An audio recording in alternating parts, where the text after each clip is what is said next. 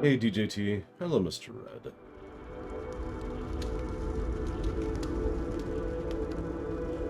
Hey, Valerian.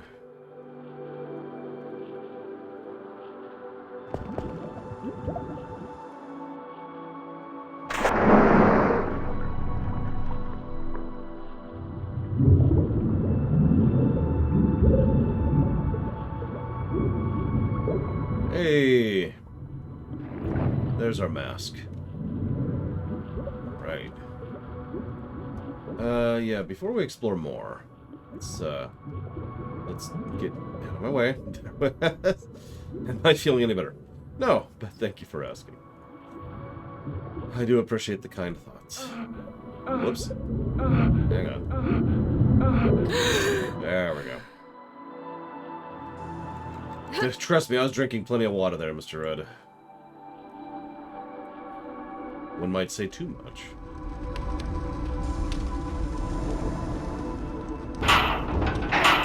I love how the doors are just a little bit too short for us, because, you know, they're dwarven.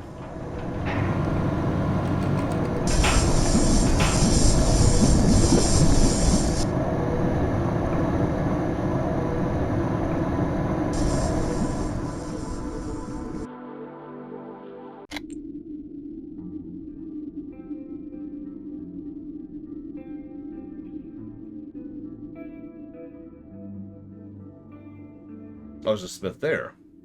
I was going to take it back to town.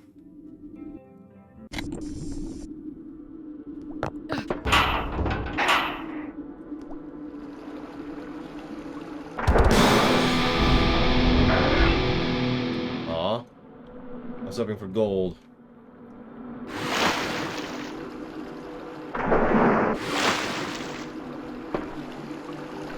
I don't think I'm going to get the bag of holding, to be honest. We'll see. But I kind of doubt it.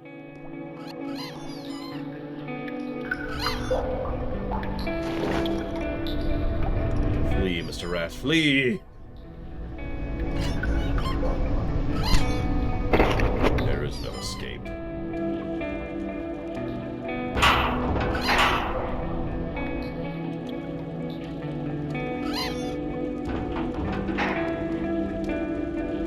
That would be cheating, Mr. Red.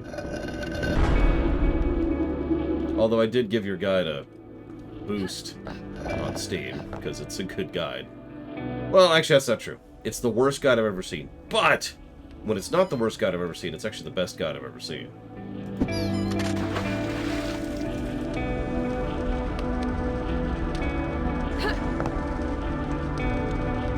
When you use pictures, it's a really, really good guide.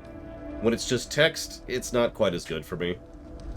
But it is nevertheless what I would call a very good guide overall. No, he's fine. He's, the fish ate him.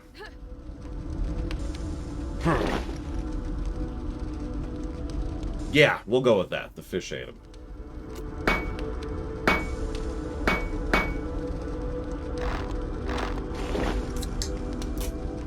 Yeah, what is the ammo increase? I wouldn't mind knowing. Since we were almost assuredly not getting it. Yeah, I hope my horns won't poke through the diving mask. Thanks. You, never mind.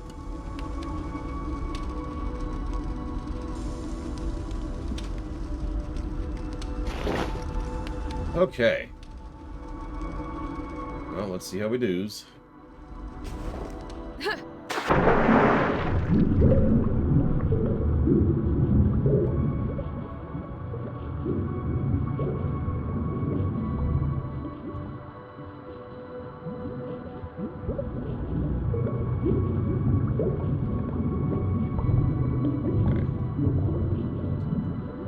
I'm getting a bead. I want to maximize here. Oh yeah, you mentioned to me several times in several different chats that you were getting burnt out making the guide, so it doesn't surprise me.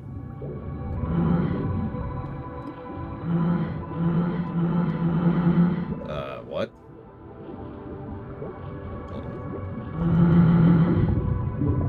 Okay, apparently Apparently I can't activate it. Time to drown.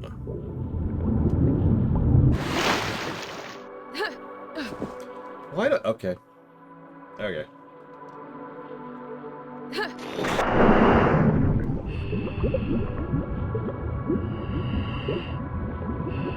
So this is a bit of a preview of our Subnautica run.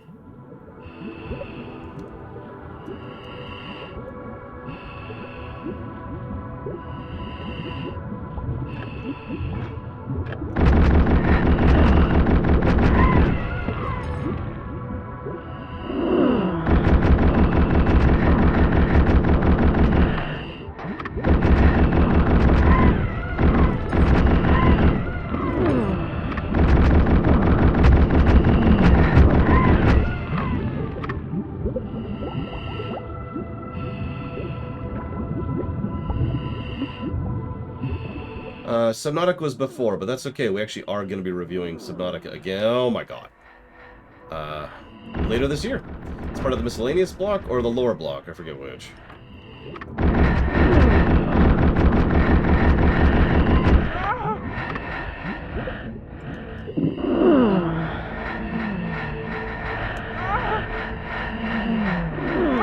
And we're dead.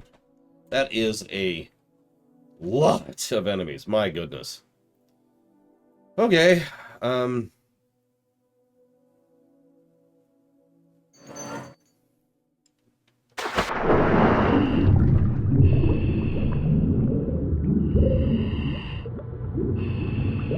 Hi, Zach Tuft.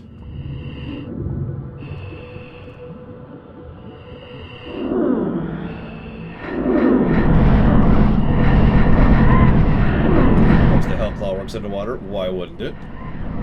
Yeah, we're dead. Wow. Okay, okay. Hang on. Hold it.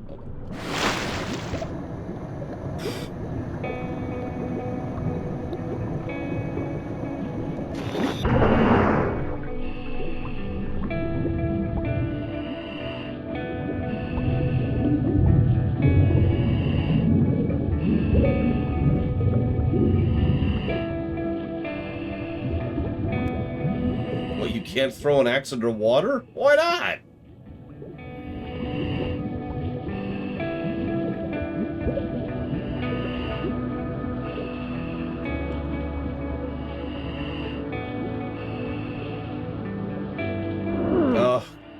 If the Jedi are watching over it, they're just going to be like, oh, we should not disturb the natural order. And it'll be a whole thing. It'll be boring. Freaking Jedi.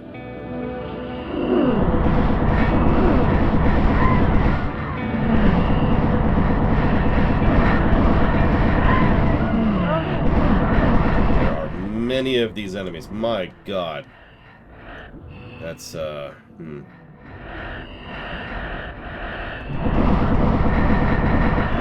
And we're dead. Well, you can throw your axe. Can confirm.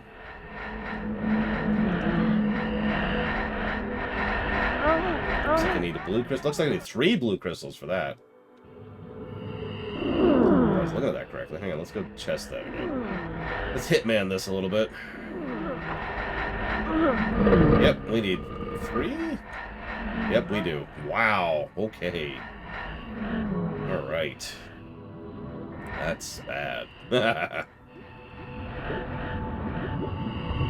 Excuse me. Excuse me.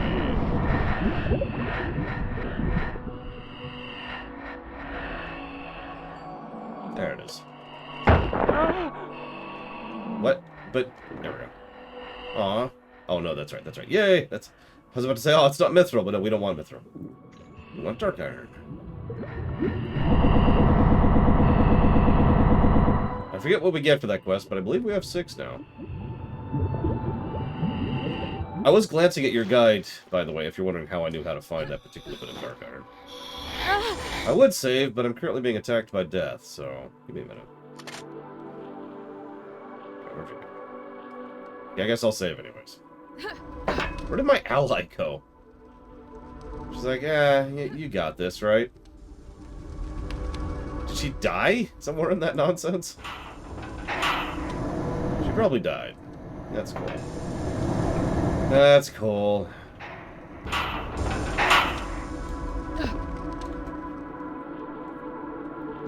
Can I, like, shuffle away the snow in the way here? Please. Just, you know, get it out of the way, maybe. Just a thought.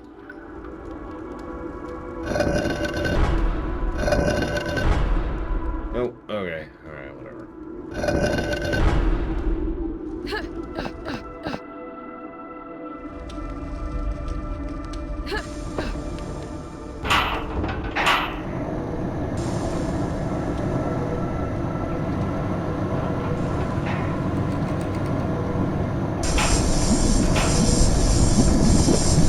If she hasn't warped to us by now, I'm thinking she's dead.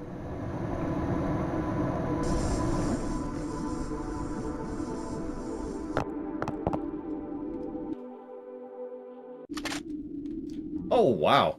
She's not. Taking. Yeah, I could use a heal right about now. Thank you. Oof.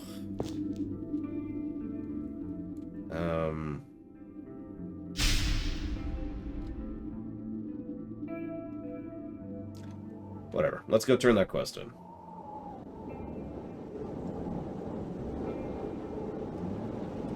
Oh, right. I was gonna do that.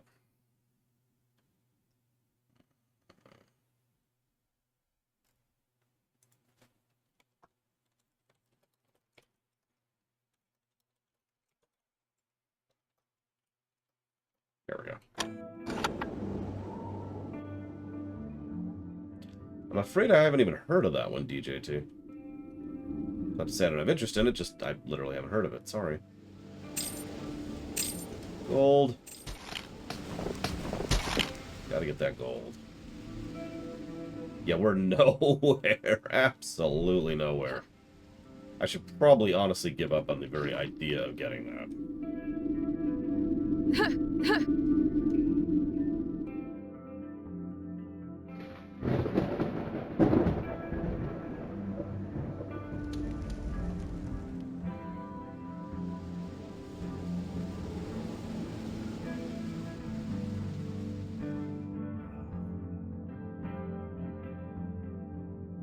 Yeah, but that would be cheating, and honestly, we here, the lore walkers, firmly believe in cheating, but I don't want to cheat right now. I mean, can you imagine all of the incredibly tangible and valuable gamer cred I would lose if I was to cheat on this game?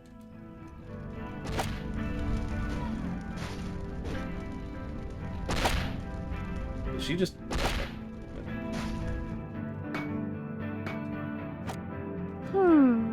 So, hey. Huh? You got the ore? Well, damn, big girl. Yeah, recovered some of the ammo boxes. I don't need much, but I'm sure the Reavers will be happy to hear you've earned them a better fighting chance. Interesting. That's... I'll take the ore to Hectus when he's done working. Don't you worry about it. Thanks for the help. Yay. Okay, so that's everything. Yeah, me neither, Sean. No offense intended to the creator, but I wasn't expecting this to be a story-centric game, and yet here we are. Then again, I didn't know much about this other than it was an FPS that was somehow 20-plus hours, and when Mr. Red first told me that, I was like, how? He was like, just trust me, and I'm like, but how? So this leads here. Which leads up here.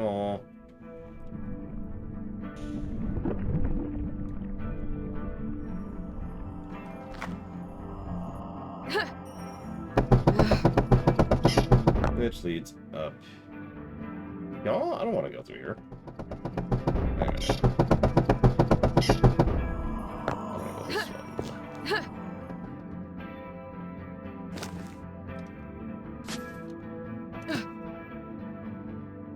Well, okay, that shortcut was not worthwhile.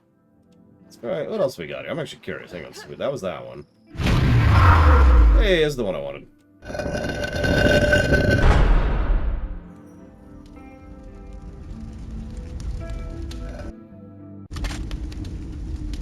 And she's still alive, somehow. Listen, I have it on good authority that the only way you know you're enjoying something is if you hate every moment of it. Okay, so... back down. Whoop, hold on.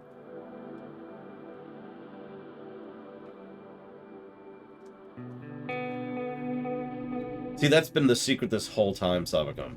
My review system is actually golf rules. I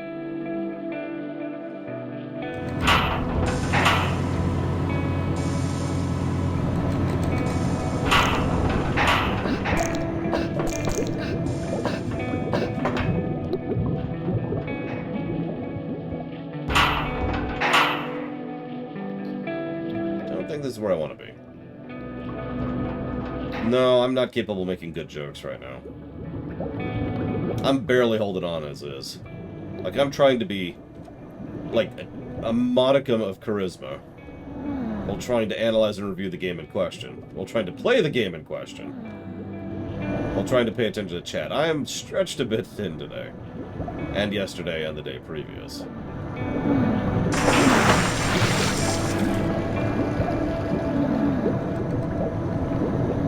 There are no good jokes today.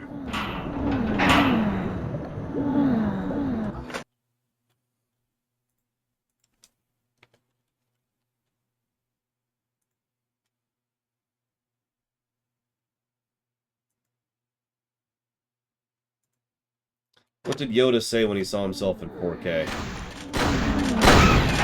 HDMI!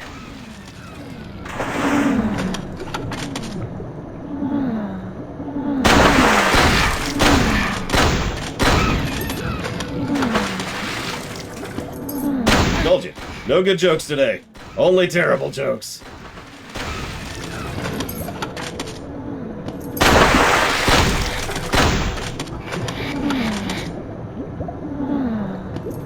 Come on up. Waters, or the air's? The air's fine. There you go. Hang on. See if I can find another terrible joke. I wish I came up with that one. You know what? I'm done. Oh, shoot! I'm done with this game.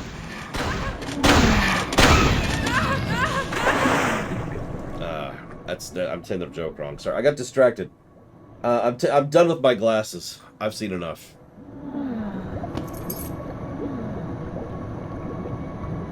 Let's reload, because I just took way more damage than I should have.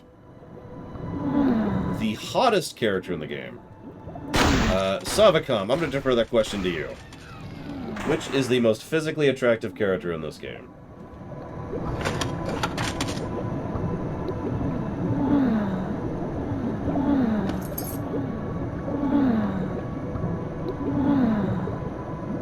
Well, here's what we look like, from the back anyways.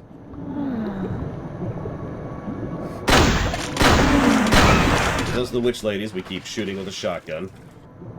Fun fact, I have been told they are actually weak to shotgun, as opposed to just jokingly weak to shotgun. Like, you'd figure most mages would be weak to shotgun, but no, the mages are actually weak to shotgun. It's fantastic, I love it. Where is my ally? And why does she keep piecing out when I need heals? Where are you? There's like 3 of them out there still, Jesus Christ. 4! Oh yeah, I should pull up the Captain Jellicoe Twitter. He has terrible jokes.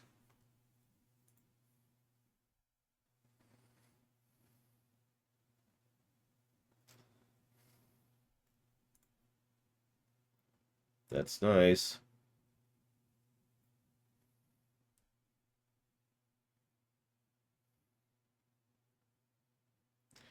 In the early days of human space exploration, there were 2 astronauts at a space station orbiting Earth. First astronaut says, I want to make coffee, but I can't find any milk. Second one says, in space, no one can. Use cream. You say that, Ross. Would you believe there's like 3? The last time I reviewed FF10, I actually did it under level, too. That is a brag. For once, I'm actually bragging, because I can't believe I pulled that nonsense off. But I freaking did. But yes, Yojimbo... Sorry, I always forget about Yojimbo. Yojimbo is always the acceptable strategy. In every fight, ever. Do you know how you beat the super optional boss of the game, Ross? You either have an exactly perfect setup, and I do mean you have to have a perfect setup, which includes Waka, and do the same rotation every turn for about an hour of real time, or you use Ojimbo.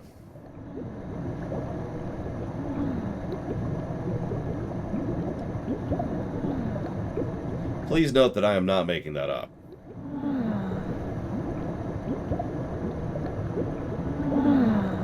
Come on. Yeah, FF10 is a game that will probably not score particularly well because of its optional content, because all its optional content sucks. Like, all of it. The main quest is actually pretty legit, all things considered. And if you just use the Sphere Grud for leveling, it's not bad. It's still not my preference, for various reasons, but it's still, you know, not a bad system. Then you hit the monster arena, the ultimate weapons, and the optional bosses. And all of a sudden the game goes from being enjoyable to, oh, you decided to play our game?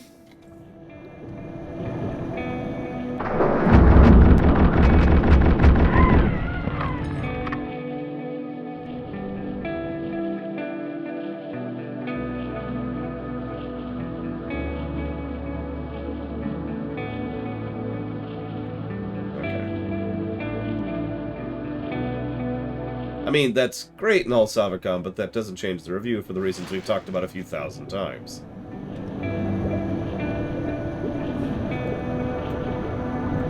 A review, by definition, should include the optional stuff that sucks, so that people know to skip the optional stuff. Plus, it is part of the game. I mean, could you imagine reviewing a game and just deciding not to review part of the game because it's bad? I really think about that for a second, really think about that sentence. Because I was thinking about this the other day. Someone was arguing, for the FF14 run specifically, that there was something we shouldn't review, and I found myself thinking, the argument being presented is we shouldn't review this part of the game because it sucks. And I just sat there thinking about that, and you know, I don't even know what else to add to that, honestly. Yeah, we're not gonna make it. And we didn't make it.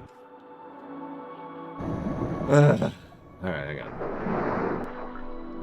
We can do this. We can do this. Just need to spend a little bit less time killinating.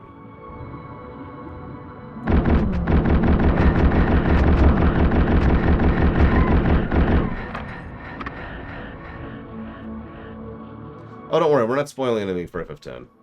Right? Is there someone in chat right now playing it for the first time?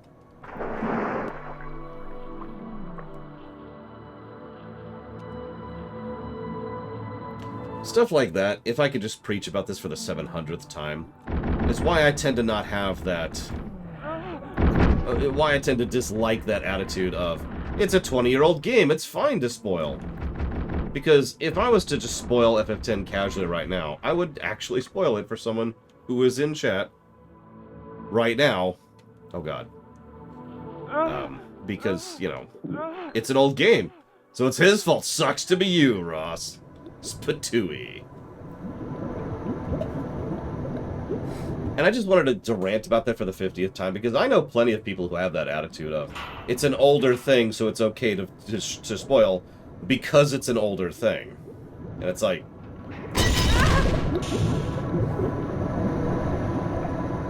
I think we got them all. I think we did.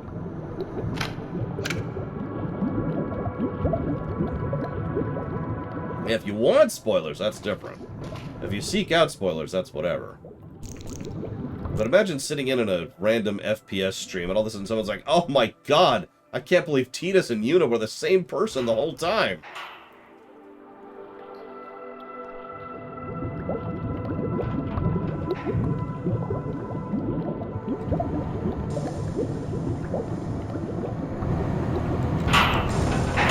Hey, my My valiant ally. Taking root. Please heal me. Thank you. I shall aid you. Yeah, Star Trek is another perfect example of it. I hate to keep using you as an example, Ross, but, you know. Just such a perfect case study. Yeah, what's funny is I can't even mention the scene in Simpsons without giving it away. But, yeah, no, there's a certain scene in Simpsons that comes to mind. When we were watching Infinity War in the theater, this sounds like a bad story, but actually this is a wholesome story. So we're all at the end of Infinity War, we're all quiet. You know, whole audience is just quiet, and we're slowly walking out. And as we're doing so, several people, as they are wont to do, were discussing it and debating the events of the film. And as we got closer to the exit, there were people at the, waiting to enter the film. And like one or two people, including me, were like, wait, shh, there's people there. And everyone universally was like, oh, you're right, sorry, and just shushed.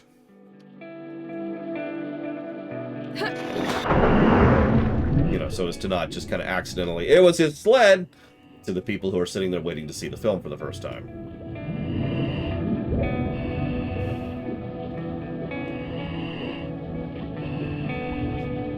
But in my experience, that's how most people who spoil tend to be. And I'm actually going to include DJT in that just right now in chat. No offense. But, like, most people who spoil, honestly, I don't think there's any malice involved there. I don't think there's any ill intent. I don't think they're trying to violate Rule 0. I think it's more like it doesn't occur to them. Just like those people leaving that theater. It didn't occur to them. Whoa, that's a lot more. It didn't occur to them that there are people standing right there until it's pointed out to them. It's like, oh, right, yeah. And as soon as it was pointed out, they were like, oh, you're right, I'm sorry.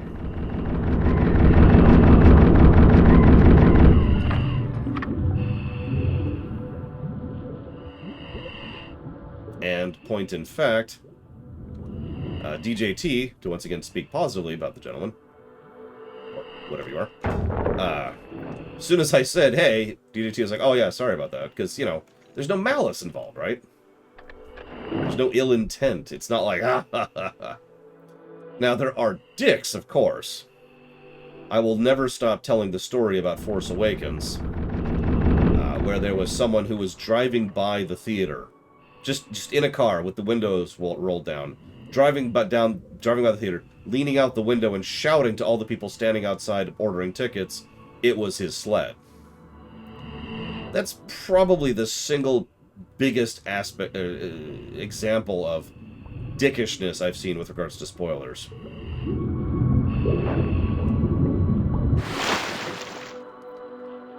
Like, I'm shocked at that, to be completely honest. That was years ago. I'm still shocked about it. That was like 7 years ago now? A little over 7 years ago now. And I'm just like, okay.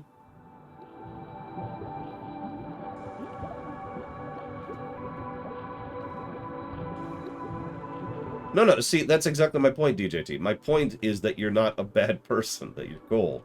That we're cool. Everyone's cool. It's just that we tend to... I do it too. I catch myself on stream, but I do it too. I have a tendency to just kind of casually talk or reference stuff, and I have to watch myself because it's... When you've seen and watched and played as much as I've consumed and constructed and deconstructed over the last 10 years... I like to reference stuff. I like to use references as a way to explain stuff. So I have to catch myself on it, too. Good afternoon, my beloved mother! Exclamation mark. Today I'm going to be trying rose tea, comma. I don't know what to expect, but I'm very curious how it will turn out, period.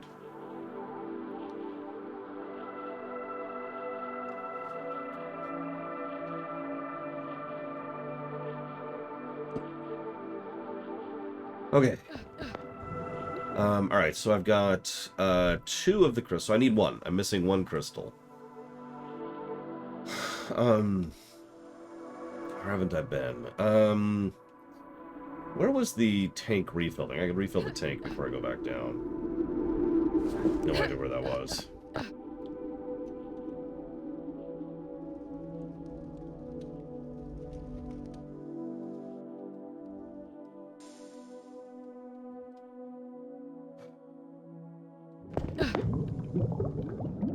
One thing I've noticed, Valerian, which obviously you have not been part of. That sounds mean. I don't mean that as a mean thing, but one thing I've noticed is that on the main server, people have been a lot better about just spoiler tagging things and just keeping combos in spoiler tags for things that might be spoiler tags. Like, to use a recent example, people were talking about Enterprise, Star Trek Enterprise, and there was someone in chat who hadn't, watched Enterprise, and they know that, so, without even thinking about it, it's just, hey, Enterprise! Spoiler, spoiler, spoiler, spoiler. Giga Pudding! Excellent. The woman I wanted to see. So, I thought about playing your clip here live on camera to make everyone listen to your beautiful and wonderful voice. I do have a couple of questions for you. So, first of all, how would you feel about voicing a boss, specifically?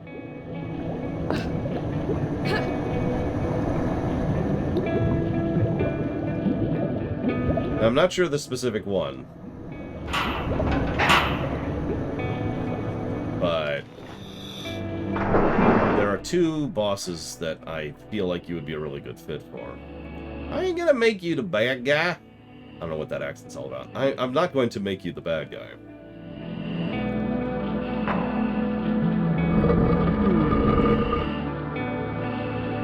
Here's the thing, though. My second question is substantially more impressive. Impressive? Substantial? Significant? Wah! Oh, hi.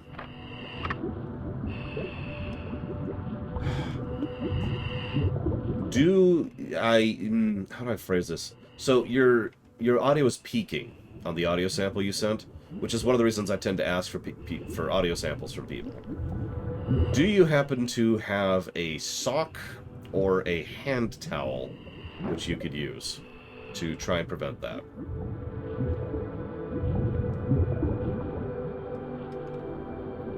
Giga Pudding. I have no idea what you're talking about.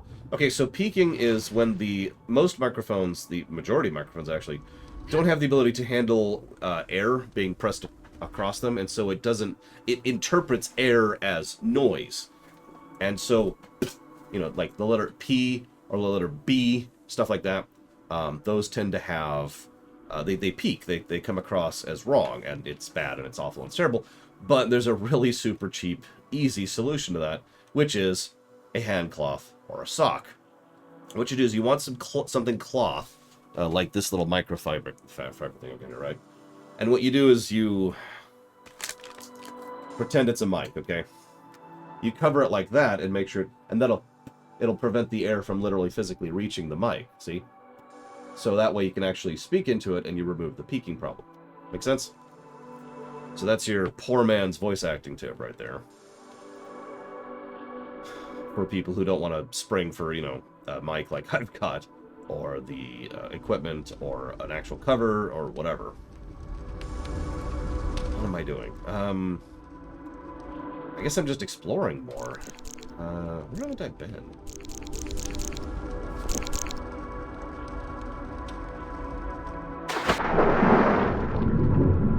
Well, the dwarves certainly had this underwater thing going for them, which makes sense, because they were aquatic dwarves, as we've talked about. Okay, can't get in there. At least not from here.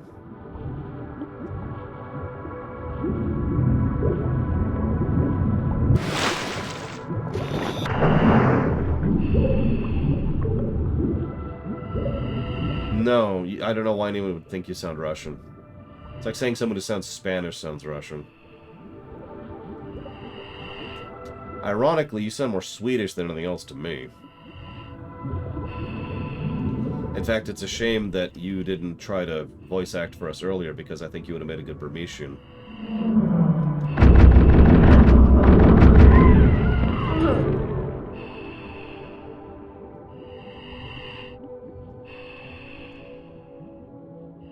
Well, there's our last crystal. How do I get in there? Oh, never mind.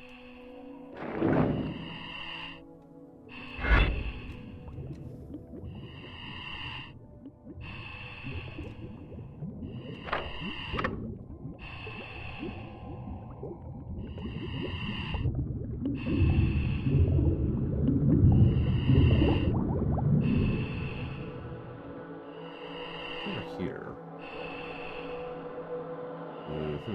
We're gonna leave that alone. Let's stop exploring. Let's just get on with this.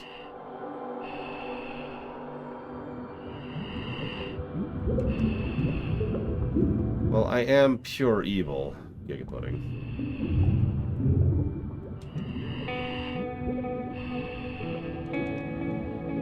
At least that's what people tell me. When I tell my sister about our D&D session last Thursday, I'm just preface it by saying, listen, I'm not evil, but...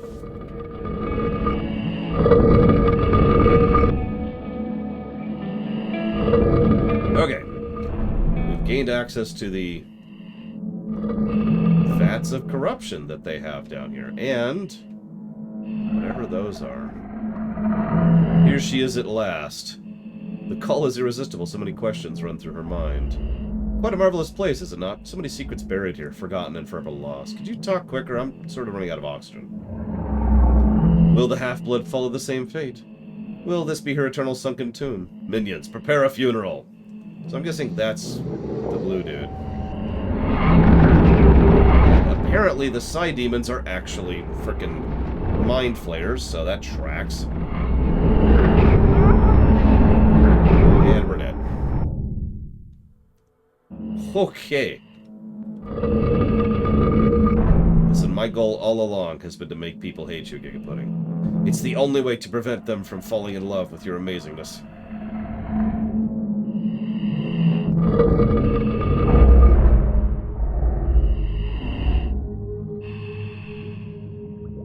I do have an anti-psi item which I bothered to fill up, but I'm kind of curious of something here.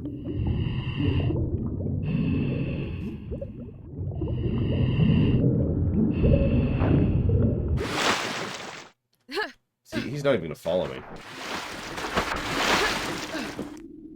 Oh, I would never do that to you, Giga Pudding. I'm not that mean. I will ward this place. I hate the sound of my voice. I can't imagine. Where'd all the dwarves go?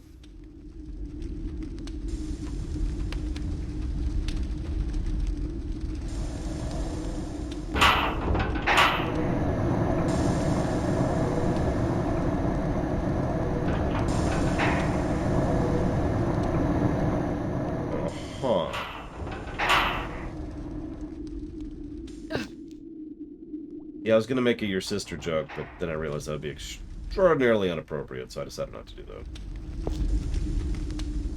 Yeah, all the dwarves left for a drink, apparently. And it probably says something that I don't remember if these cultist corpses were here before or not. Because there's just corpses everywhere, you know what I mean? Okay, well, Alright, Mr. Ed, help me out. I don't remember where the oxygen refill spot is. Is it that one over there? Oh, it is. It's right there. God dang it.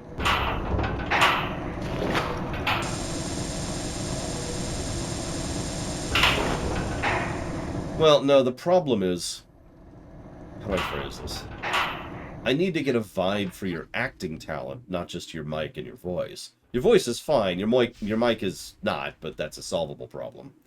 But, I need to get a vibe for how your acting talent is.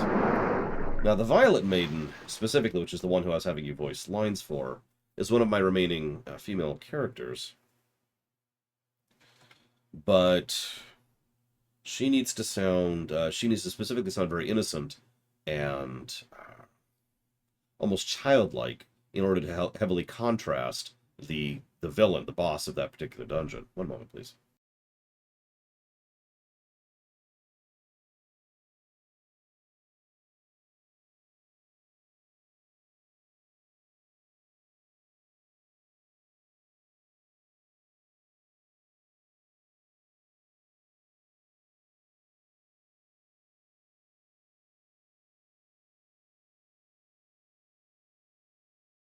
Actually, yeah, that's a pretty good example of pudding of what I mean. Whoops. What? Okay, hang on.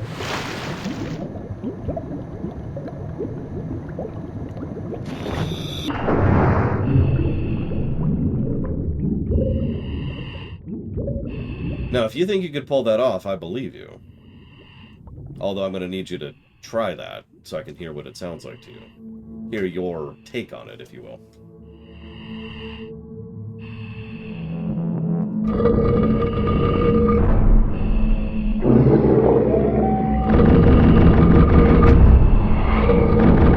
Sure, go for it, Gigbuddy. And do me a favor, go ahead and put the sock thing I mentioned, too. Just try and get rid of the peaking on your mic.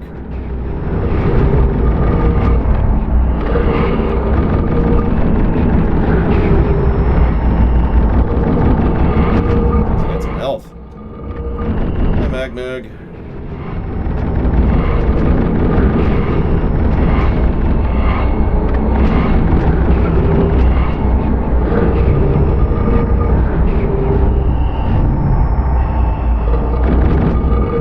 I think they just killed her. They super did. Wow. Wow, they are just murdinating. Looks like axe a little bit more effective here. Alright, come back here with me.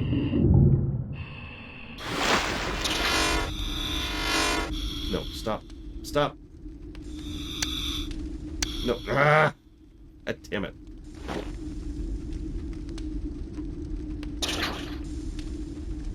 Ah!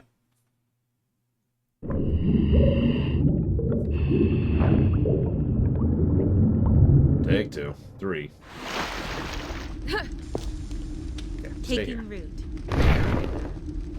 You are useless, so for that fight. So you stay here.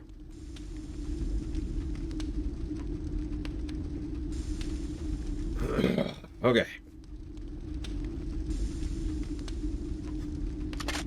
I was gonna try the axe, but we'll try the crush bow.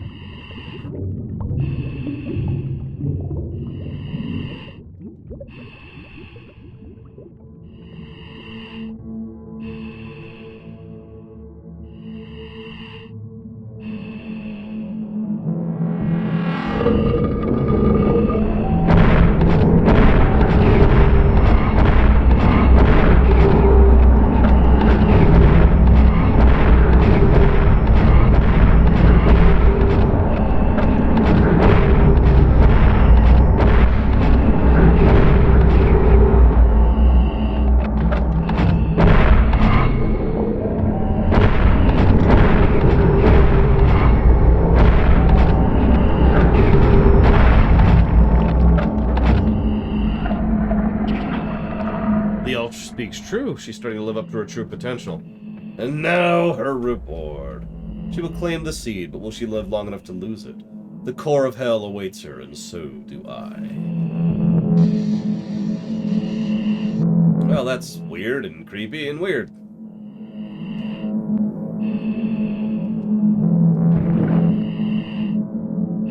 Listen, I believe in your engineering prowess, Gigapudding.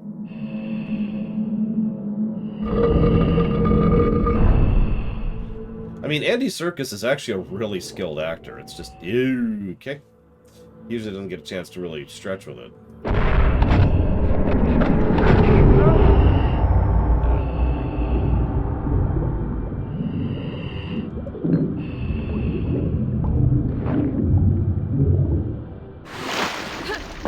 Heal me, please. At your side. Please, no, no, come back, come back. And she's gone. Okay.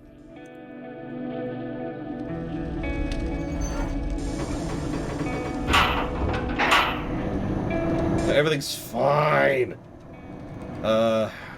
This way, this way. Quickly, quickly, quickly. Yeah. Calm, calm, calm, calm down. Stop doing what you're doing. I shall await. Heal me. Please. Lead away. I will ward this place. Thank you. At your side. Okay. And we'll wait over here. Whatever.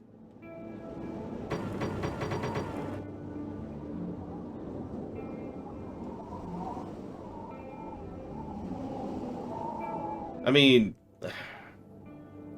I've actually said this before. It's the mark of one of the marks of a really good actor when they could do a completely ridiculous thing completely in character and play it fully seriously.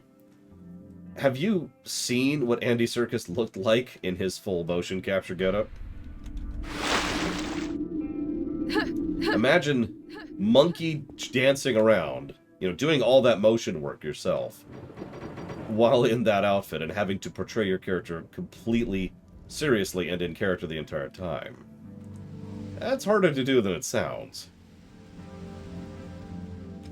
Another good example of that is if you've ever seen,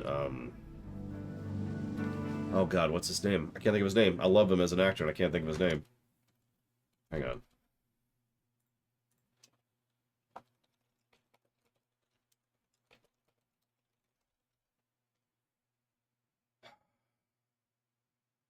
Bill Nighy in Pirates of the Caribbean as Davy Jones.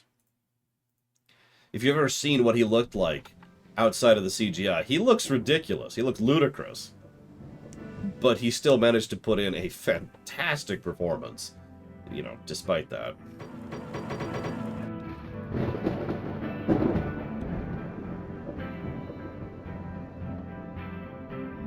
And yeah, no, that's also true, Loner. If you're playing against something else, that takes some work, that takes some effort. Hello? This is new. Alright, everyone, do your synchronized breathing exercises. Look at that, that's actually kind of eerie.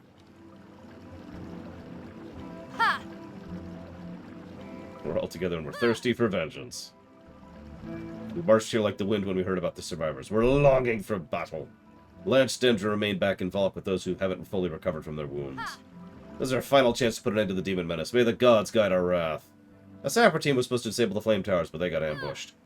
If we can't bring the towers down, we'll have to go through an inferno to get past their walls. You have your orders. Now, excuse me, I have to prepare for assault. I don't actually have orders, but thanks.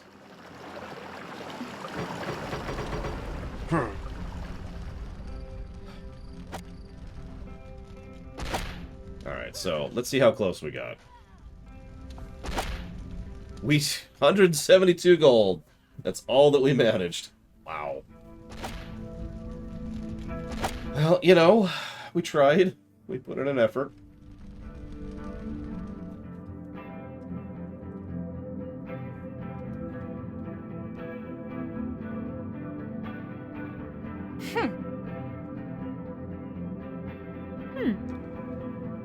So your search has been more dangerous than expected. Yeah, hey Zura, I found a seed. You should totally eat it. I will ward this place. Oh god, oh god.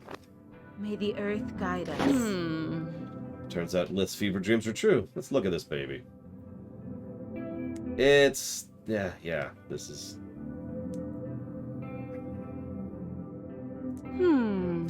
Seed of corruption, huh? This will be invaluable if we want to understand this alien organism. Let's bring it into the middle of our base. Combat it, Zura, if we want to combat the alien organism. Of course, my dear. You don't think I'd want to weaponize it against our enemy, huh? Yeah, we've already seen what that's like. Regardless of what we'll do with it, we have other matters pressing us right now, ladies. Yes, we must focus on recovering the disc. Nithriel could depart to hell at any moment now. Of course. I'm afraid there'll be no rest for you this time. As you have noticed, the Valk forces have finally arrived, and we're preparing for the main assault. A few hours ago, we sent a sapper team to prepare the sabotage of the flame towers warding the enemy gates. They headed out to the mines to the north in search of an ideal place to tunnel through the demon town. Unfortunately, the demons have somehow figured out the plan and ambushed them, blowing up the main access tunnel. We need you to find an alternate path into the mine and see what happened to the sappers.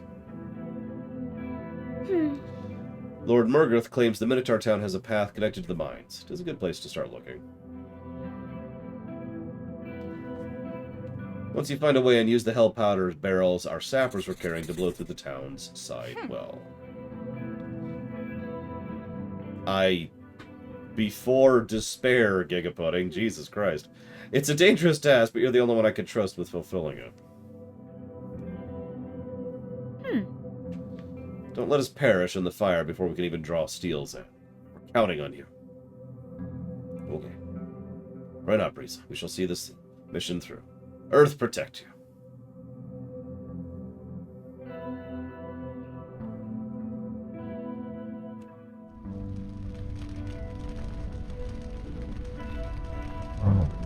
I'd like to be left alone, but Bonebreaker, I must meditate on the upcoming battle. Oh god! Oh god!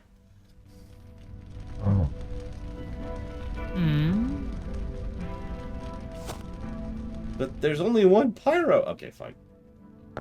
Clearly you mean the Smith. No, you mean Mag. That's what you mean. I always knew. Shouldn't it be? Oh, there it is.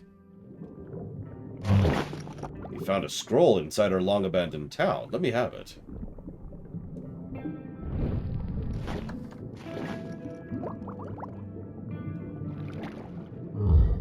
A fine magic seal. Makes me yearn for our ancestors' secrets. Well, let's see what's inside. True wealth of knowledge. Here, these scrolls will be of use to you. The rest, not so much. Be wary, as the burst of exploding flames can easily hurt you, too. Use the knowledge of the pyromancers wisely. Thanks. Was the rest of it like a chicken soup recipe? Or... Nah, doesn't matter. Doesn't matter. Alright. Oh my goodness. Thank you, Mag. Always appreciate. Very much so. Thank you. If you know where you want those to go, please let me know.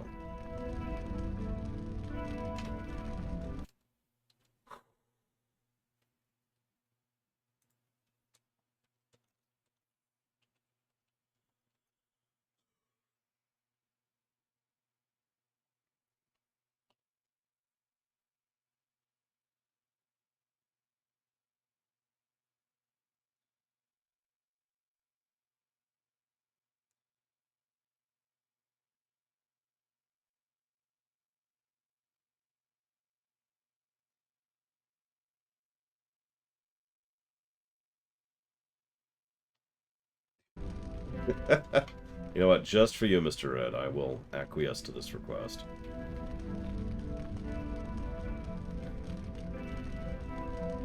Let me collect my thoughts for a moment.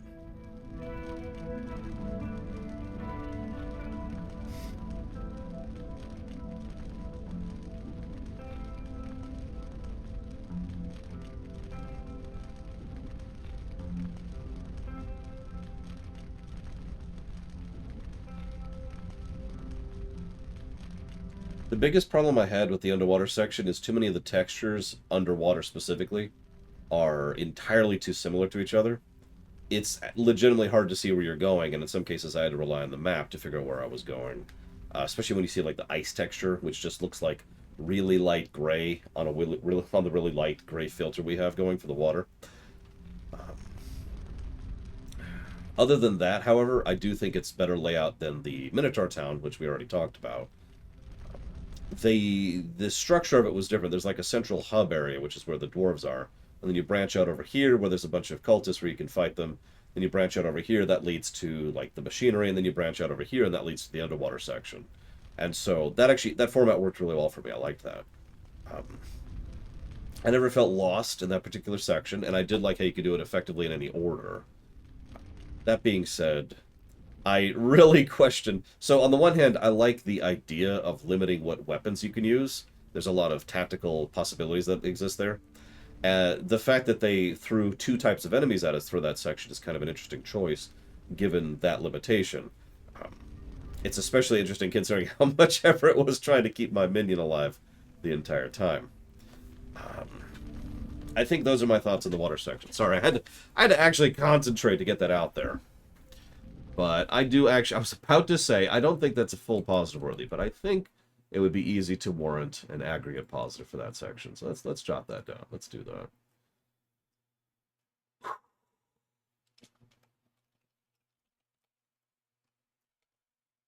What'd you call it? The Deep, I think is what you kept calling it. Hey, scruffy looking.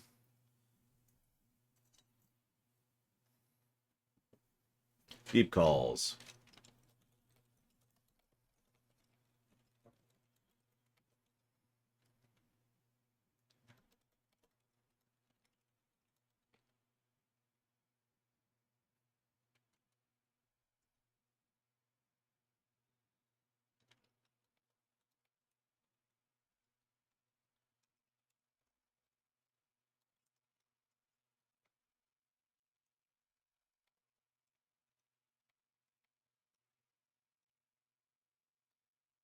They did actually say that, DJT.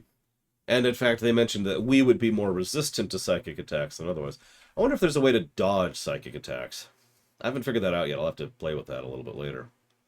So you can dodge almost every other attack in the game. And by almost, I mean every other attack in the game. Ugh, Arch Files.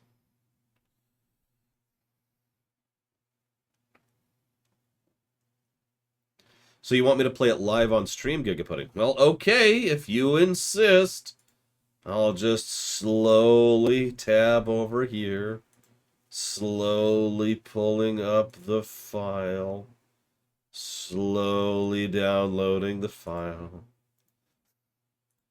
Agonizingly twist. No, I won't do that to you.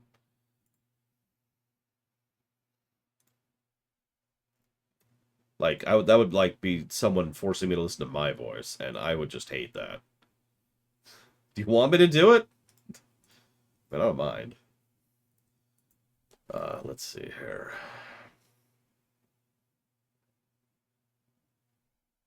That's true. A lot of people are gonna hear your voice and like it on YouTube later. Here, hang on. Let's pull this up here. They say the Halia people controlled mysterious powers, as did the 7 wise men, but the blood of the Halia has become thin over time. Actually, that does work for me. I like that. Let me look something up really quick while I think about this. Yeah, Scruffy liked it.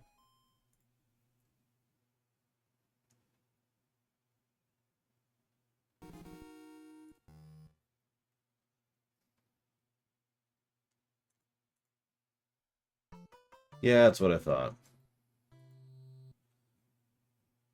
See, the really funny thing, Gigapudding, is you're going to be going alongside what is effectively a succubus.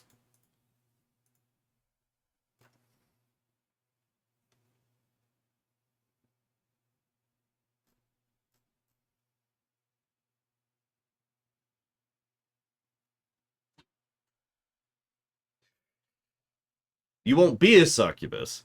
After the succubus is killed, you will be the one rescued from that. Thank you, Scruffy Looking, very much.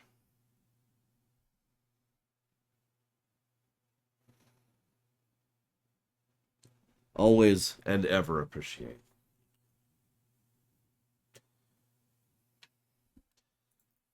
And I will jot that down for... I have no idea what. What do you want to put those towards?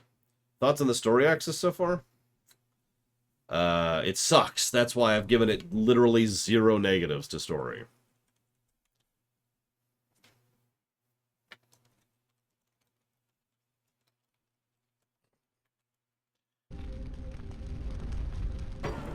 What do I need ammo-wise right now?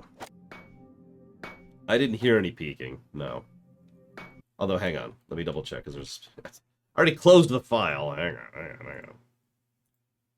The Cylon's biggest mistake? Well, their biggest mistake was the fact that their show was so terrible I didn't actually watch it all the way through. They say the Halia people controlled mysterious powers.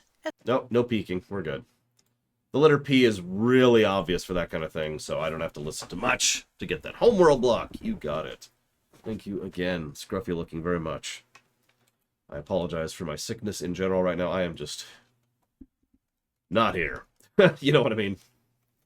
Like, I had to pause earlier to share thoughts. That's how out of it I am. Tell you what, just to make you feel better, Gigapudding, I'm really excited about this amateur autopsy club that just joined. You should join us. Wednesday's open mic night.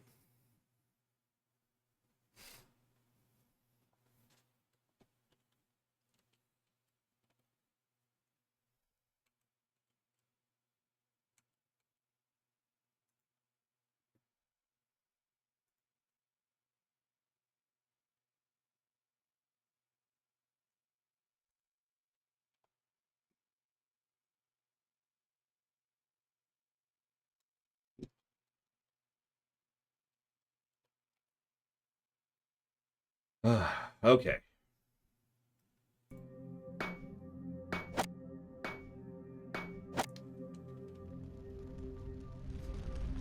I mean, that makes sense to me, Mr. Red. You're the major shareholder in this game, too, and I don't think you've even played this game. So why do we bring the seed of corruption into here? So, I just joined an amateur autopsy club. You should join us. Next Wednesday is open mic night.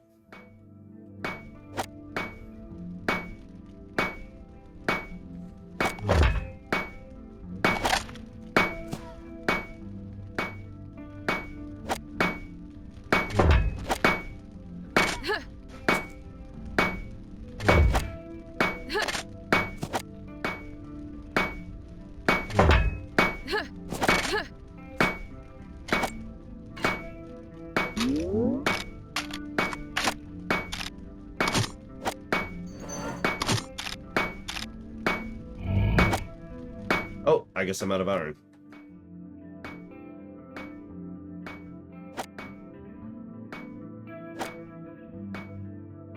Listen, Giga Pudding, if you want to sound innocent, that's up to you.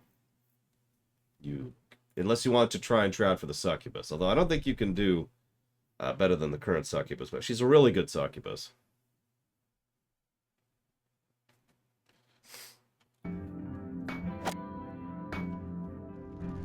It reminds me of the ghost who would do nothing but ride elevators all the time. Really lifted his spirits.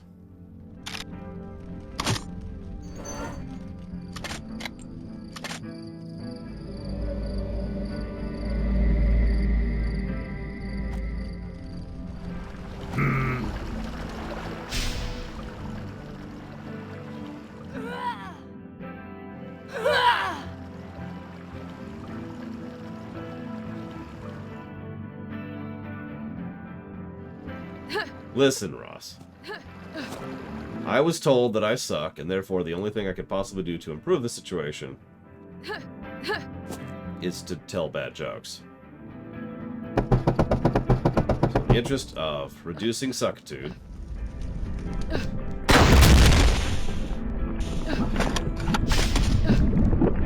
okay, we're in the mines. Got it. These are not the mines.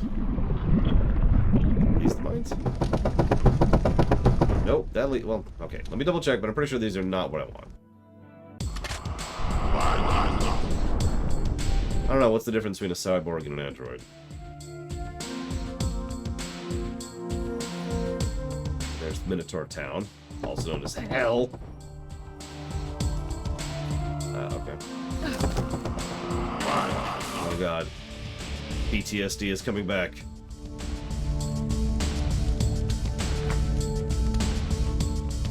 So, to talk more functionally, this is what I mean. Like, this pathway right here is a perfect example of what I mean.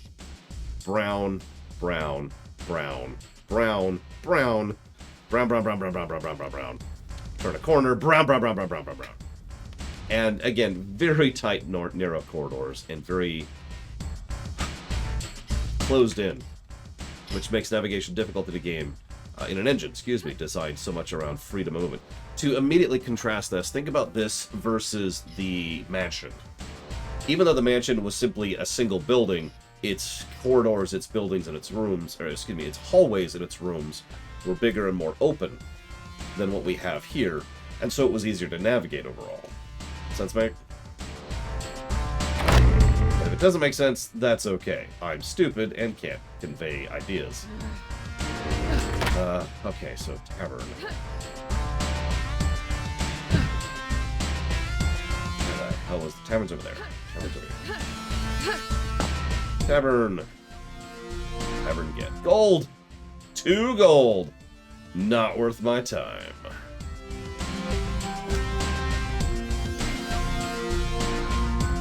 We'll stay in the tavern. The tavern is our safe place now. This is our safe place right here.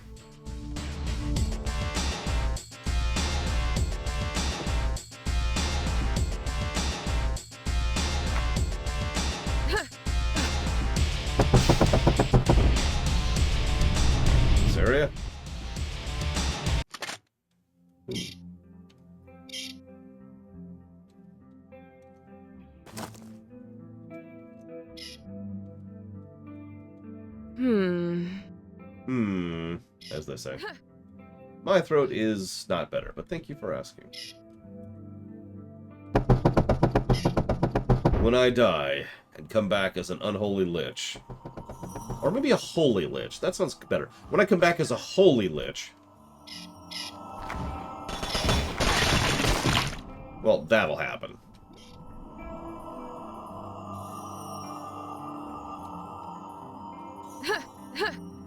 Yeah, no, I like that idea. I prefer a holy lich. So, I'm gonna come back as a holy lich, conquer the world, fix Star Wars, fix Star Trek, fix Blizzard, fix workers' rights universally, fix the planet. God, I got so much stuff to fix. Oh my god, I got so much work to do. It's okay, I'll live forever.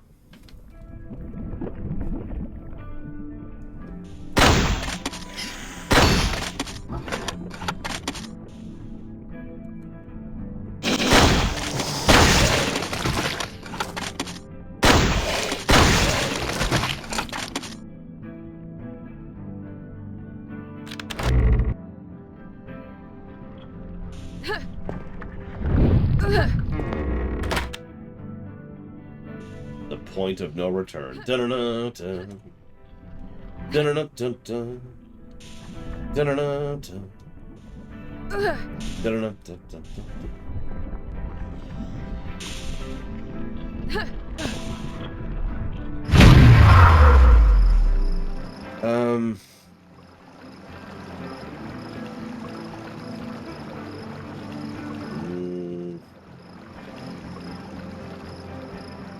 I like how she didn't come with me when I warped there. I wonder if I could get her to land on the lava accidentally. Not that I want to. My god, are you okay? May the stones protect you. At your side. Alright, this is it.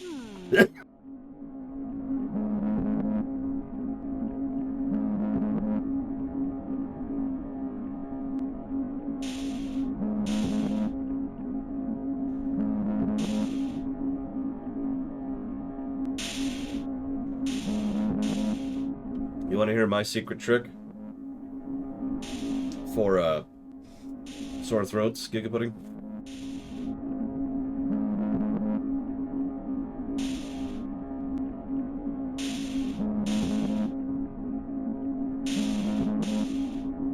Talk for 10 hours straight and live with it.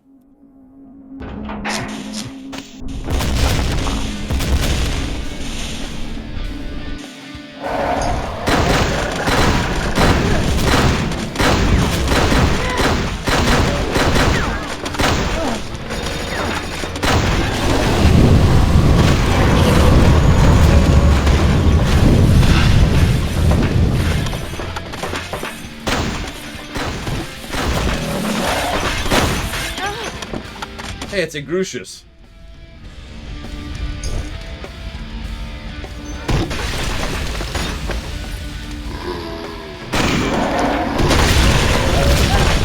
That's just for you, Mr. Red. Although I didn't intend to die, too, but you know what? That's still for you, Mr. Red.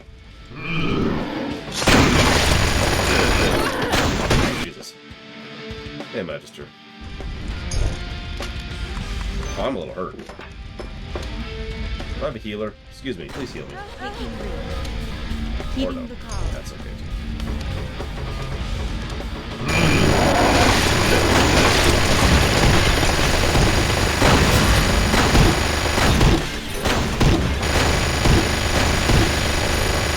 You're the boss, because, you took a second.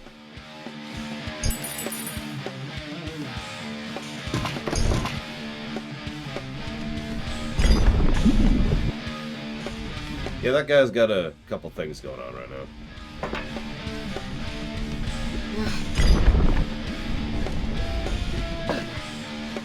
Oh yeah, suicide.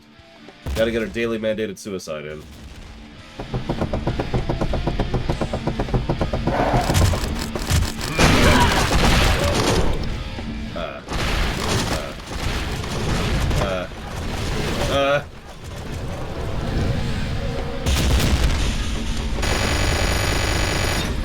Oh, you're friendlies.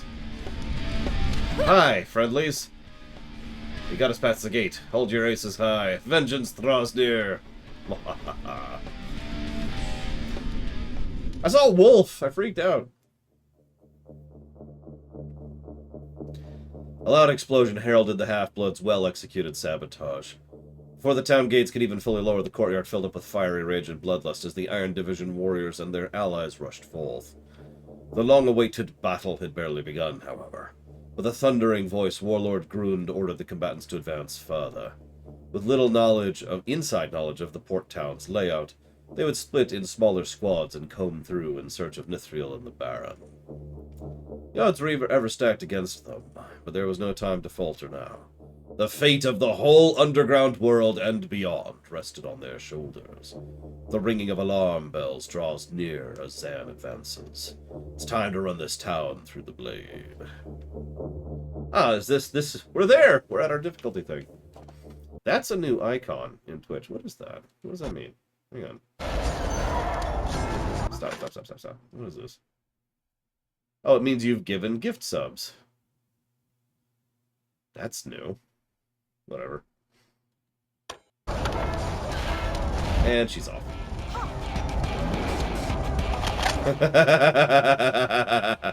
This song was chosen for this area. I approve. Lead on.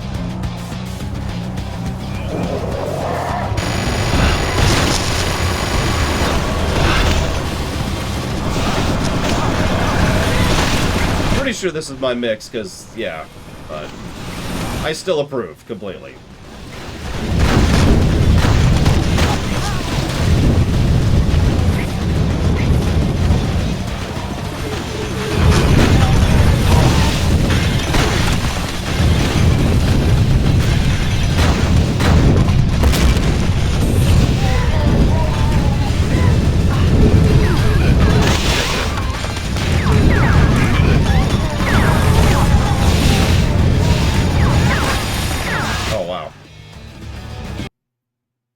The music restarted. Oh, well. I should have saved. I thought I did save, actually. Whatever.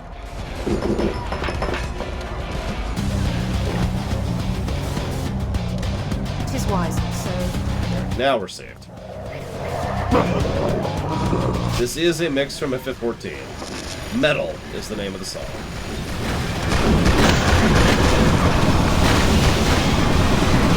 Well, the original song.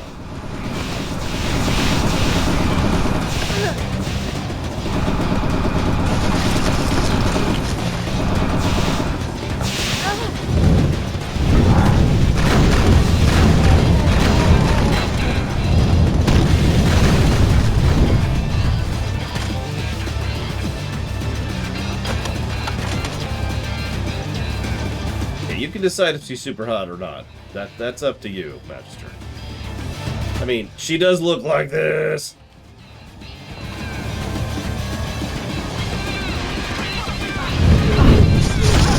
Oh, yeah.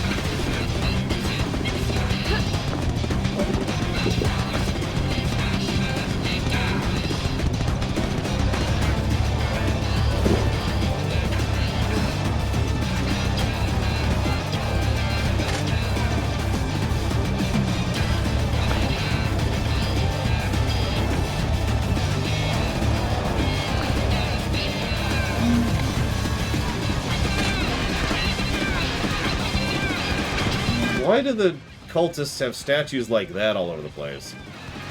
Is it irony? Is that leftover and they haven't brought it down yet? Like, I don't know. Questions.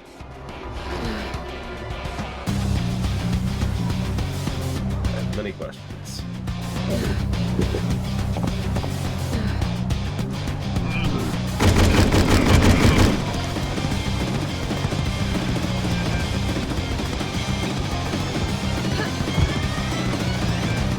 Whoop. Good luck, Ross. That's my answer to that.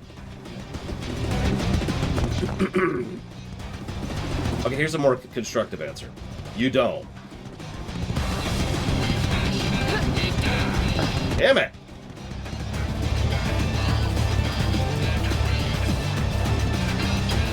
Now, if you want to go do tons and tons of hours of optional content, well, then I can help you. But if you just want to do a normal playthrough, you don't. Hey, Amabel.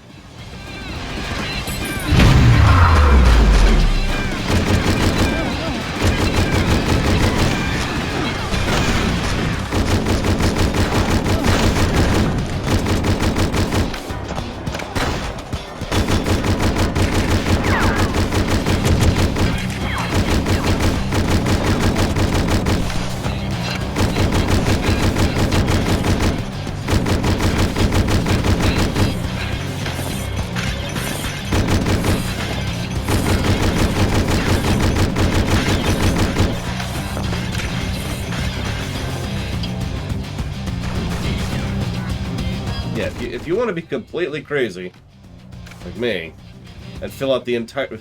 And by fill out, I mean completely erase, and then replace every single node on the entire board, well, you can do that.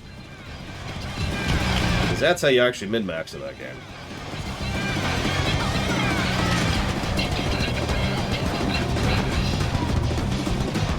She is one of the only characters that really stuck out at me so far, Mr. Red. Kind of leaning your way there. There is a mathematically optimized way to do that. I'm not sure of it off the top of my head. I was doing it by, manually, effectively, when I did it, but still.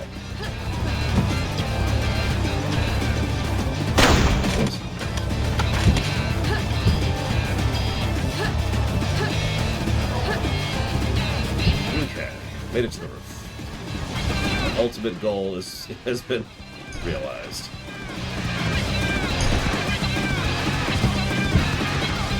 Falling off the roof. That was my other ultimate goal. Where am I going? I don't have a key. So I guess, sure, we'll go this way.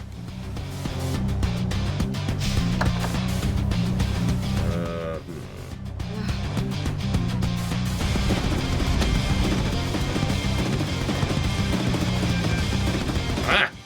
Didn't see this last time. I found the way. Oh, yeah.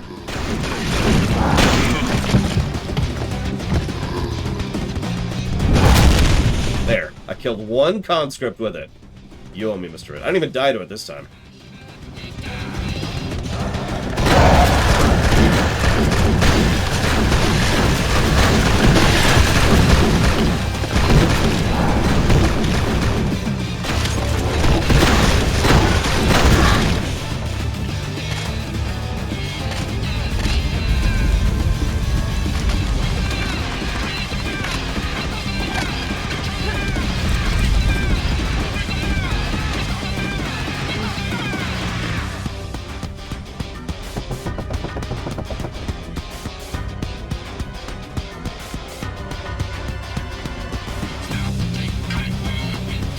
Yeah, and all I'm saying, Savacom, is unless Lulu is hitting for 99,999 damage with a regular non-special melee attack, something's going wrong.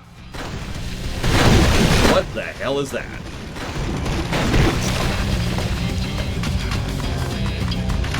That is absolutely a thing, Ross. Actually, what I just said is still not as optimized as you could get, because if you're hitting with fast hit, quick hit on Lulu, which reduces the damage she does for 99,999, then you've been maxed.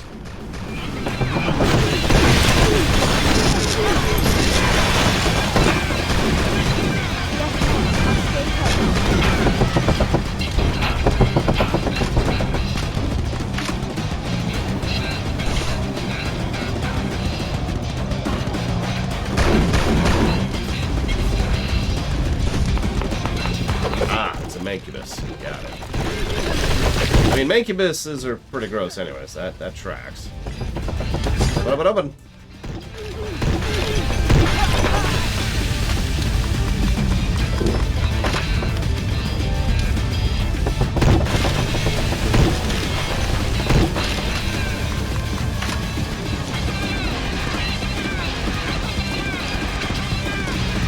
Then whatever happens is all on you, Giga Pudding. That is 100% on you.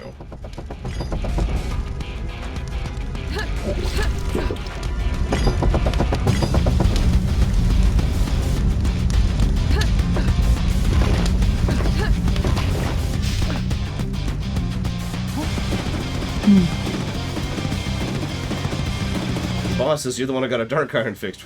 Oh, so we get these for finishing the quest earlier. That's kind of cool. We'll have a key. Incubus has nothing to do with anything. Mancubuses are a doom mob.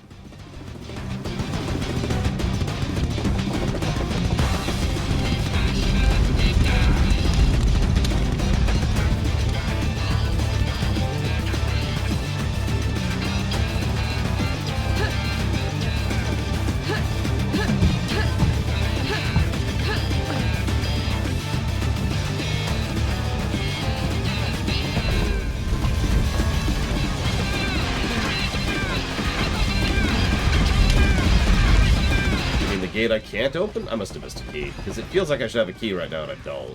Let's see if I missed something in here. Nope, and that's already open, so that's not it.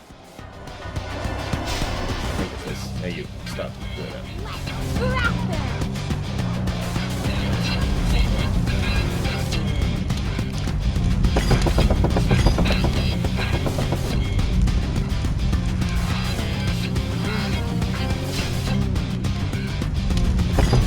Like I said, Mancubuses are pretty gross. So that is all on you.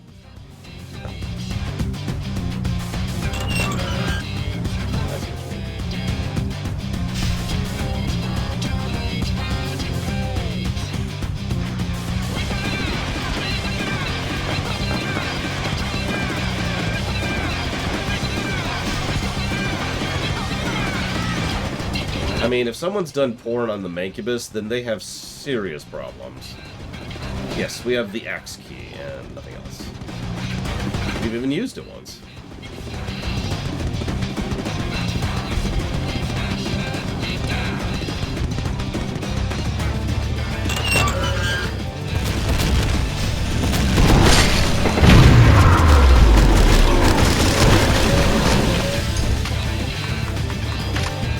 Not true, Giga Pudding. There's not porn for me.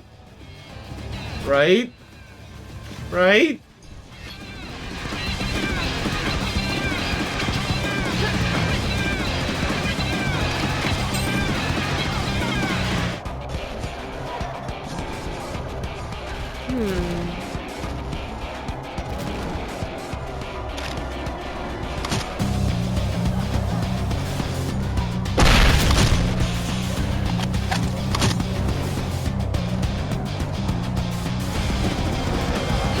Now, honestly, if that kind of thing exists, I really don't want to know about it.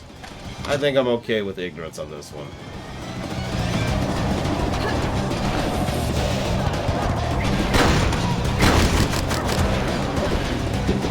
Why do they just have a pool of blood and skulls? That is extraordinarily unhygienic. God, these people. They don't even think about these things. Public safety, people. Jeez.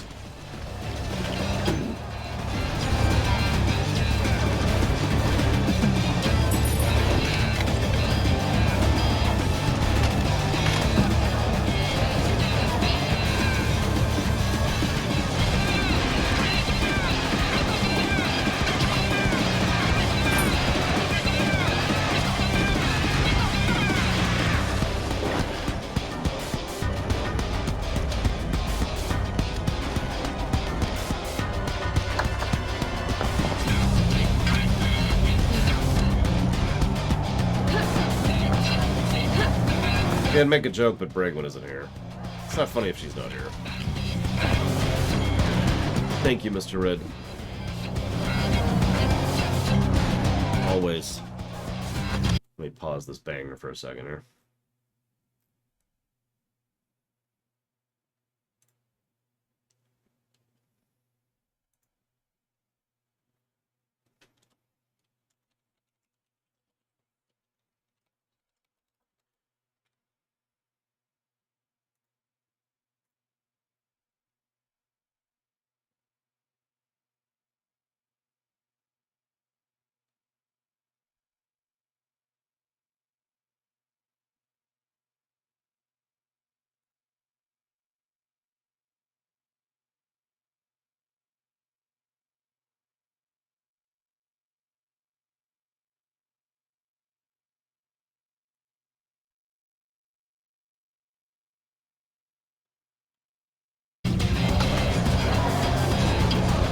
Okay.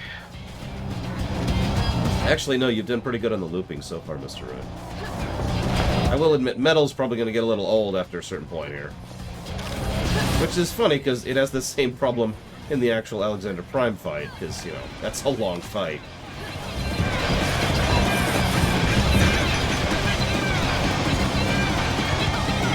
I blame Giga Pudding, DJP.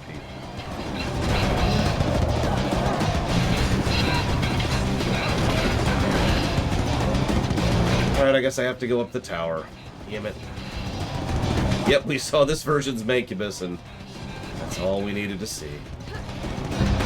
It immediately made us think of porn.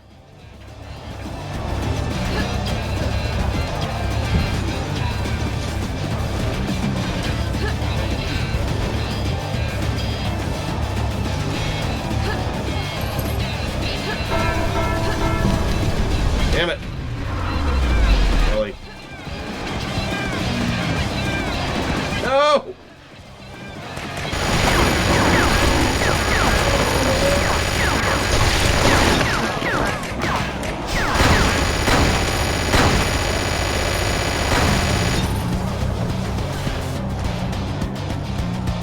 We heard Giga Pudding the succubus earlier. Except she's not. She's the innocent sweet woman. Violet Maiden, specifically. Either that, or one of the Armos. I haven't decided yet. God damn it.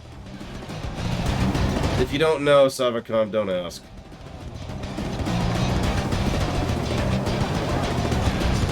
Yeah, this is, oh my god. You are absolutely, maybe gonna be a villain, Giga Pudding. I'm not sure yet. Okay.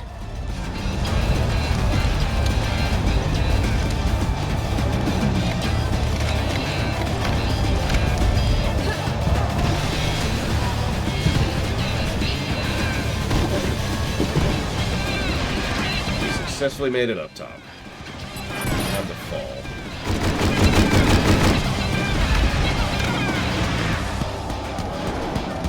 Seriously, I'm not... We're done. We're not talking about Rule 34 anymore. We're done. We're done.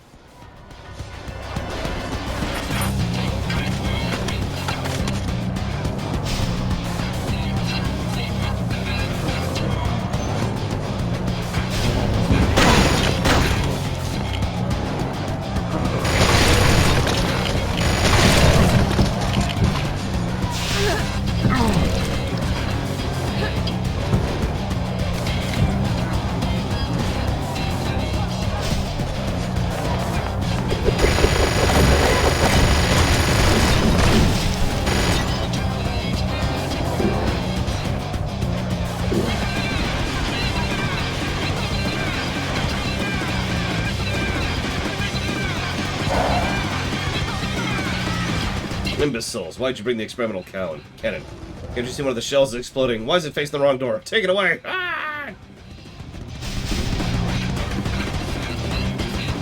And, like, I figured something was gonna happen, but apparently not.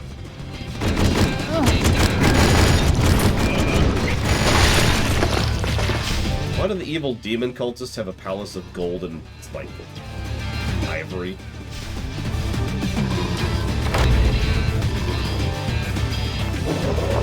Okay.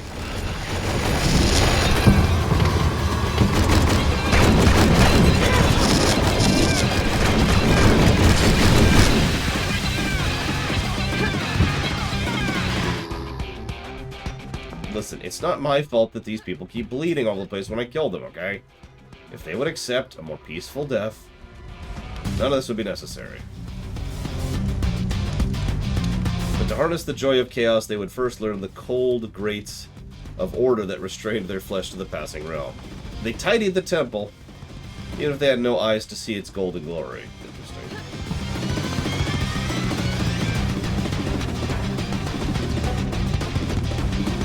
What you're saying, Mr. Ed, is these people are extraordinarily stupid. Like, just next level. Like, the fundamentalist people whose name I can't remember from Dead Space level stupid. Oh, there he is, there he is, there he is! Yeah! Got him. Donation request fulfilled.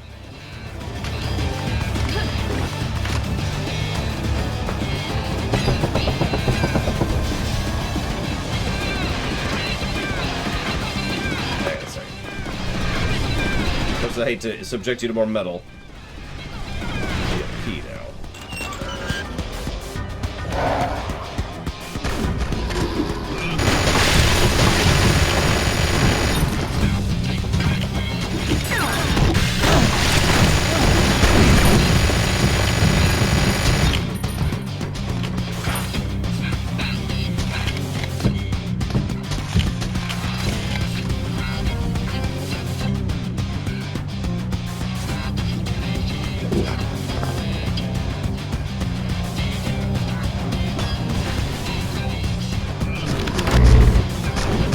Boo.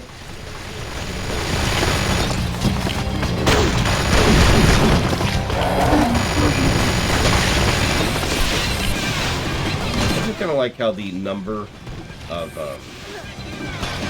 things I can't think of the name of, the golems, has gone down since we cut off the supply of them, so logically they'd only be making so many more. Or they'd only have so many, rather. And they're just kind of running out bit by bit, you know? I like that, makes sense.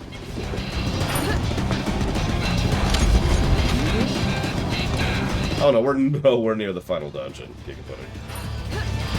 We're on, like, what, mission 6? We need to get to mission 12, I think, or 11, something like that. We're nowhere, is what I'm trying to say.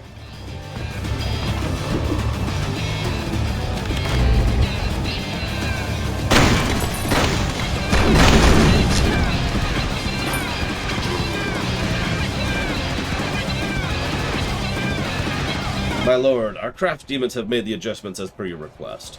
Using the machinery at the smeltery, the finely ground crystals have yielded surprising results when mixed with our own hell powder. The attached warhead is the highest diameter that won't blow the cannon apart.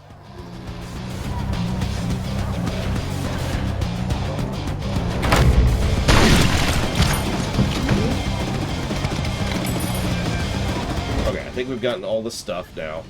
Let's go back to the cannon.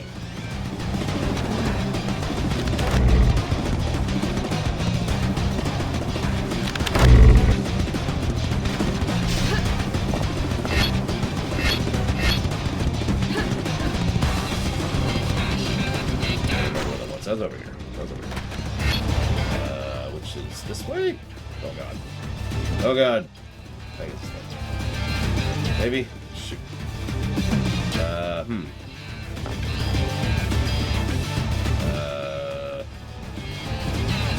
Oh? There we go. There we go.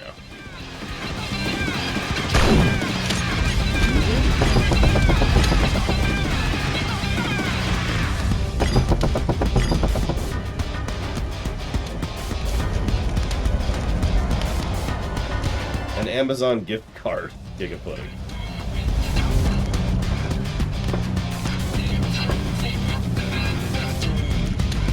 God, I don't remember how to get back there. Dang,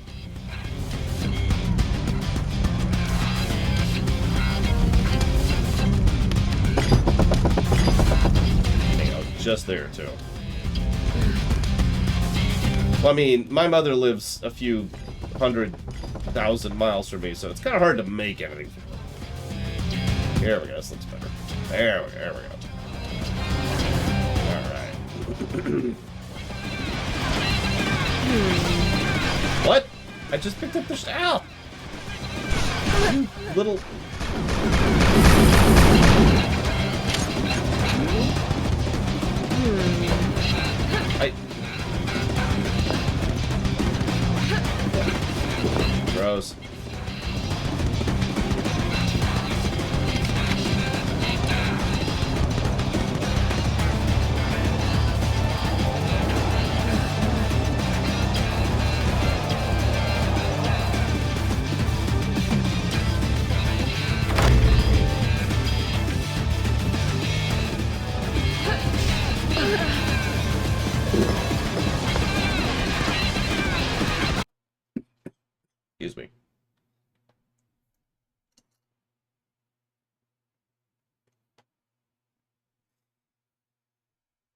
I did notice the transcript was different.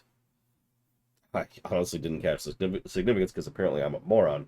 But I did notice that, which is amusing and horrible in equal measures. Oh, excuse me.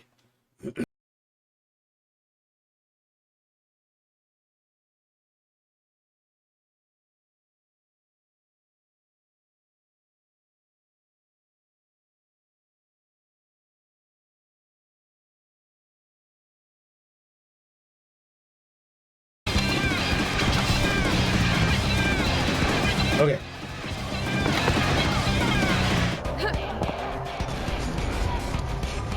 Wait, being tired happens to people? I thought that was just me. Explains everything. Here we go, here we go. Hey! Hey!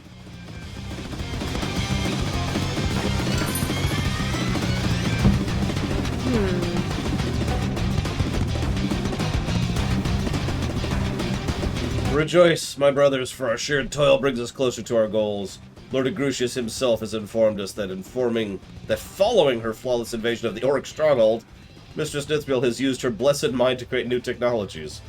For once in our bodily existence, we can see the hell powder used in guns worthy of garnering the interest of our lords. They're just much stronger than that of the fire and the arcane. Rest not, as we shall now toil harder, for change is drawing near.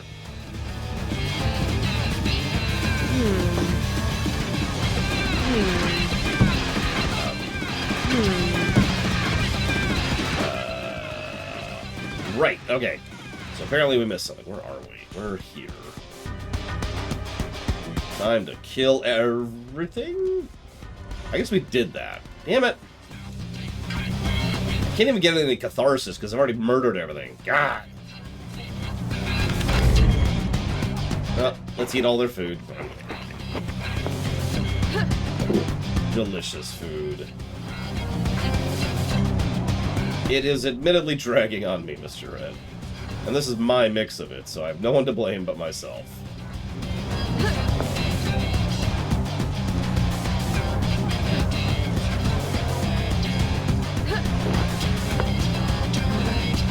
Wait, I'm hearing a voice in my head telling me to go back to the balcony. Where did I miss it?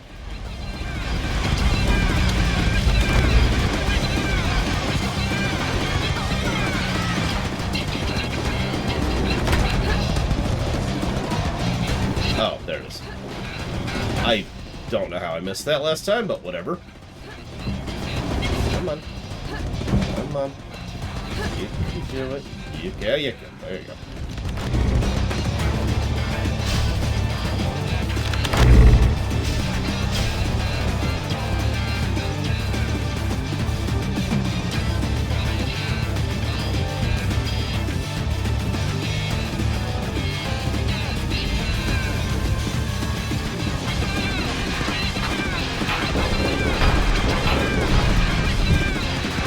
There we go. Alright.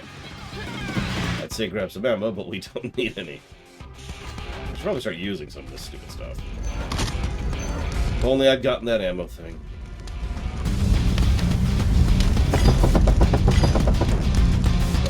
Where am I? I'm going the wrong way. That's where I am.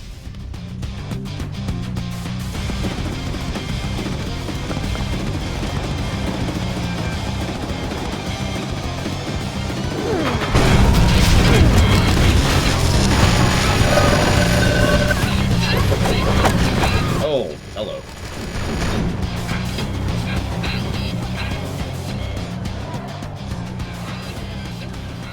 Meanwhile, Religion Land.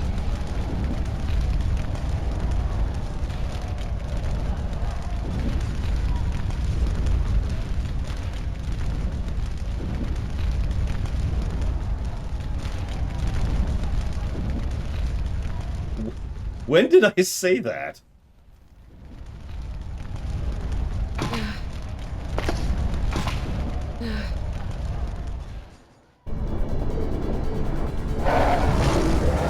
Okay.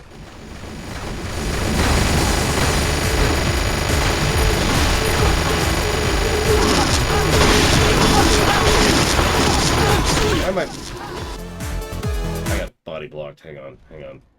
What body? Oh, that's what body blocked me. Okay, yep, nope, that makes sense. Okay.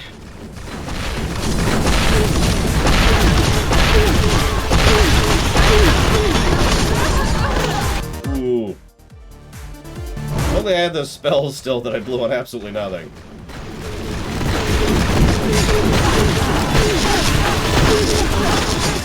Okay, there we go. Got out, got out. That's the important part.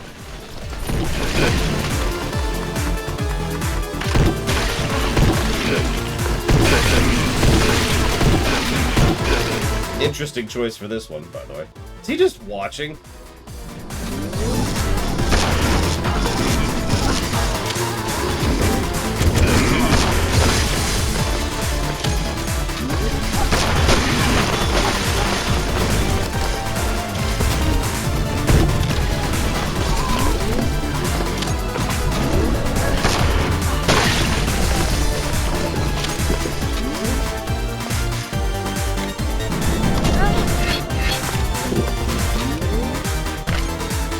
My gun. There it is.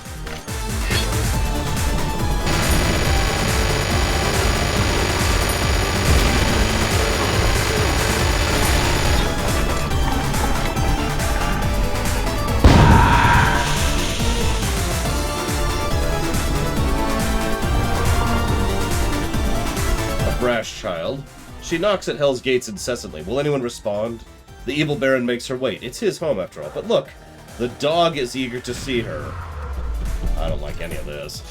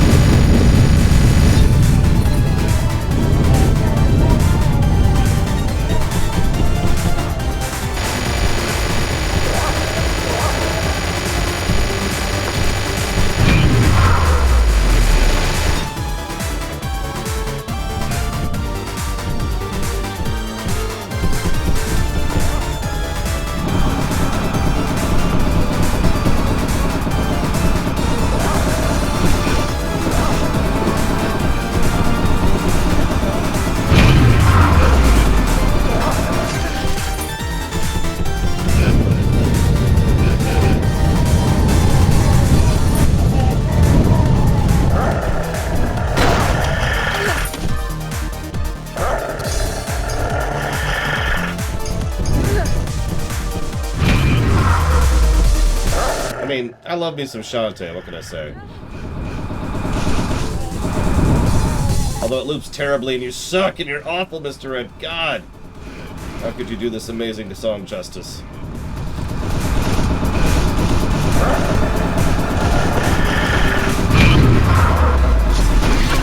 Yeah, we're dead.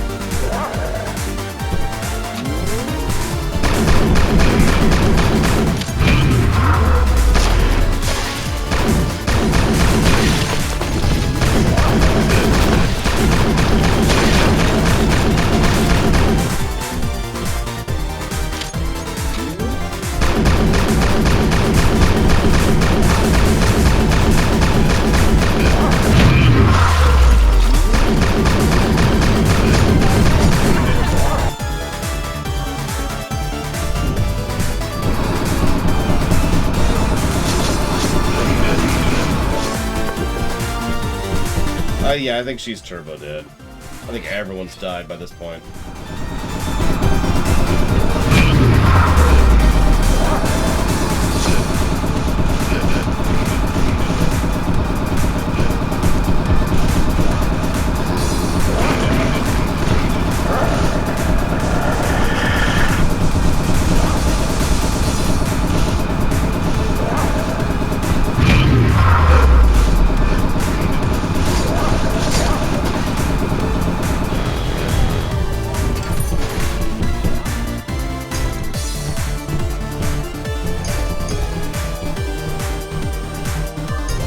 Bracer do? I guess I can just check.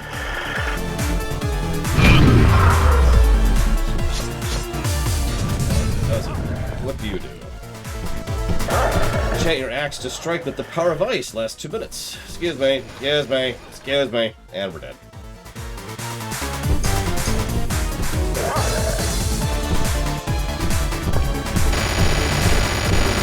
Body blocked to death by cultists. That's just appropriate, isn't it? They literally killed me with numbers. Let's clear the board a little bit. If I can get to the gun. There it is. Everyone go away. Everyone go away. Including me, apparently. Holy crap.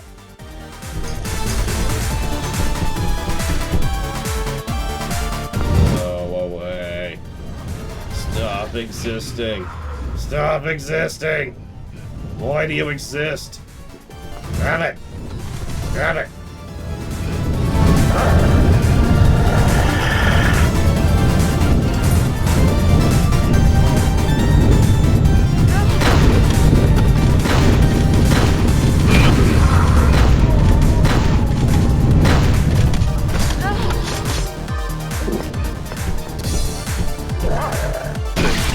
Not me, I say that when I'm going to bed, Valerian. Ah!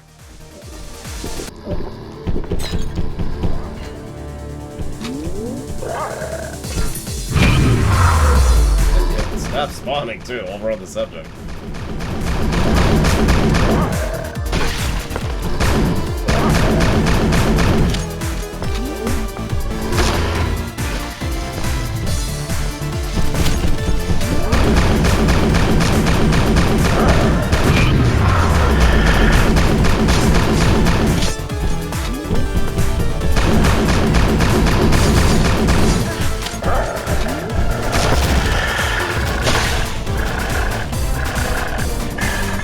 Someone asked me to waste that nuke on the cultists, okay? That's all I'm saying. One loyal hound triumphs over another. The victor is rewarded with the open path to go. A lot of death.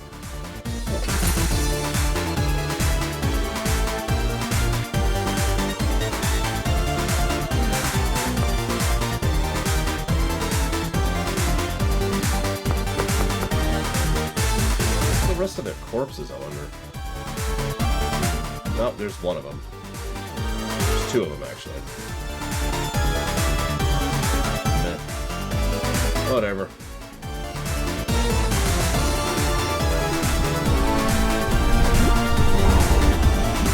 Will you bridge the gap?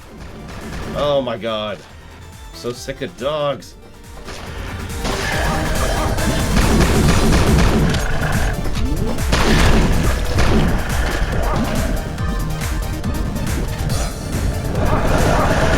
I'll just be over here in the corner, being mauled to death by dogs. Don't mind me.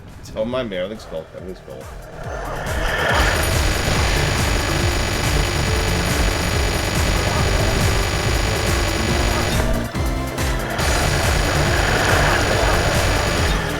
All right. Peace.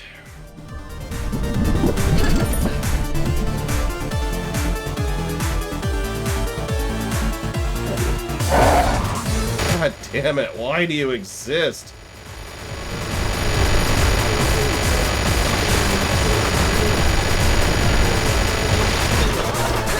Nope, wasn't enough. Wasn't enough.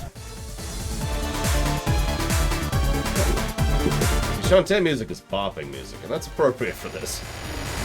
Fighting through half of the universe. Approximately. Oh my god, I'm playing Thanos. It all makes sense.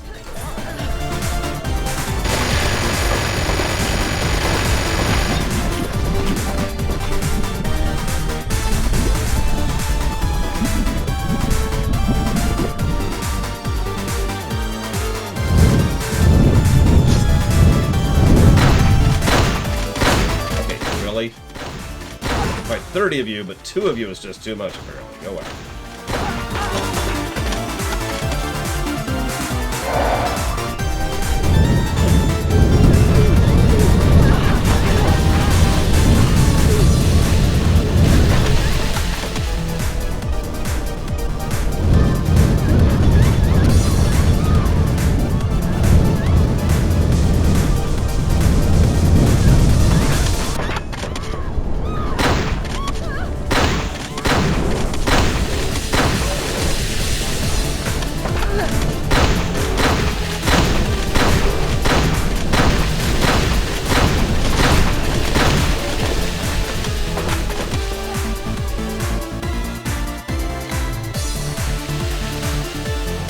You may or may not have noticed this, Mr. Red, but I've been using the Acid Potion on the Shield Maidens consistently.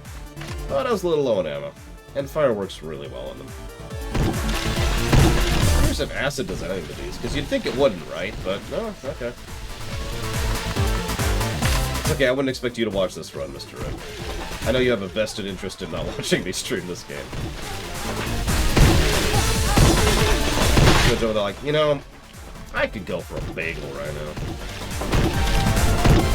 Walks outside, saunters down the road, you know, just real casual like. Can I help you? Will you reach the other side? Will you lose your heart? I don't think I have one. Or do you mean like literally? Is this a Caius thing all over again? Damn it, Caius, piss off.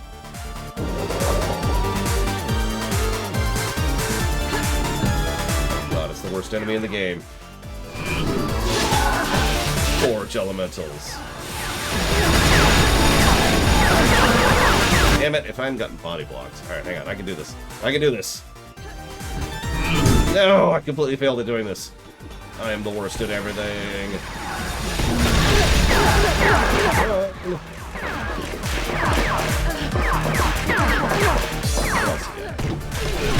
Speaking of body blockers, holy crap, that's a lot of body blocking. Here's me. Hole. God, why are you fighting me with 17 armies? Oh god, I'm out of ammo.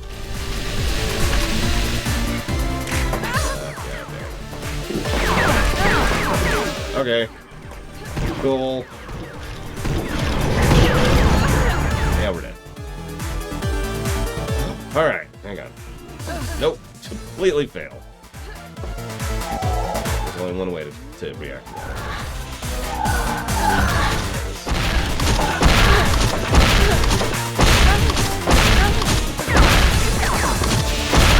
There we go.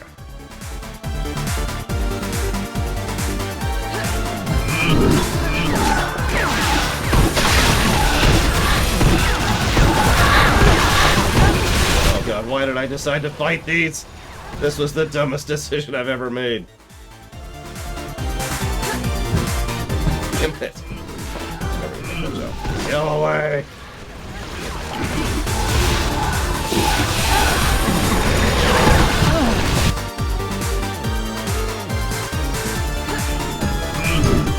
Cannot make that jump. I've consistently had that issue in this game. I think it's just the engine. It has problems acknowledging the jump button when moving. I noticed that earlier, too. On slightly less intense incidents than this. Okay, so we successfully made it over, and now we're just not making it again, so... I'm gonna back off a little bit here.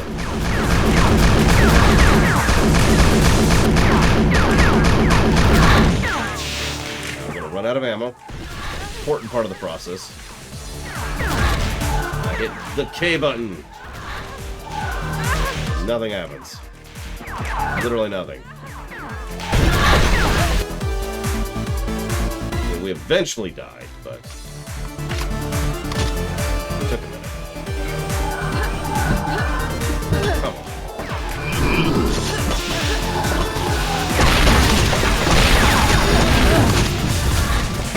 Hey, we went past.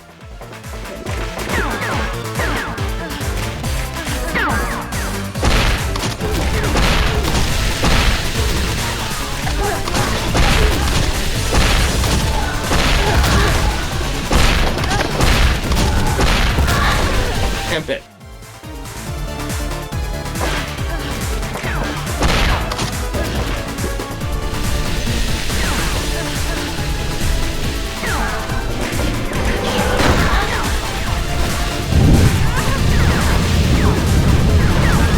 Those guys have some range, don't they? Good God. Okay, hang on.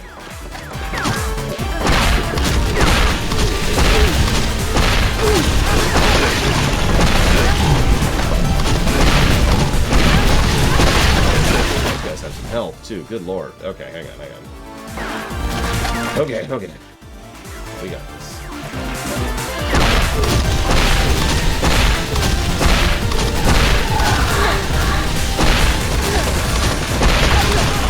Those elementals continue to be the worst.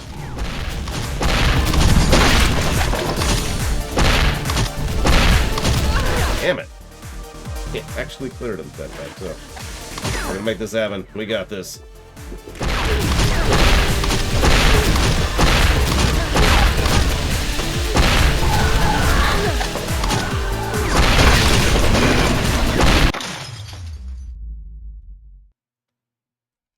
The spectacle culminates here, but alas, the Baron has long since left his seat.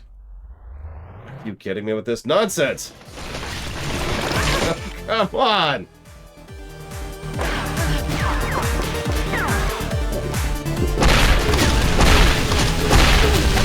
Mr. Ed, you mentioned 2 positives to gameplay. This would be a good time to elucidate. If you feel like it.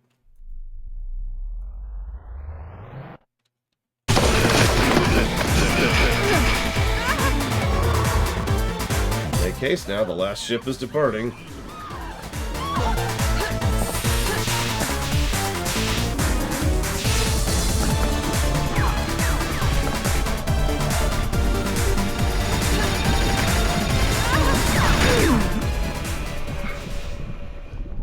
Chaotic assault almost got me caught. Learn to be more subtle. I just killed 500 billion things!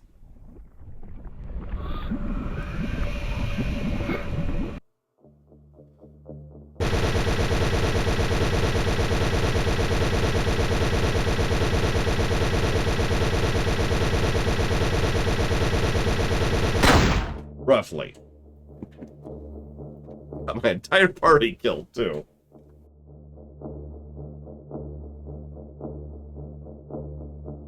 Does anyone know how they determined the par? I'm actually really curious about that.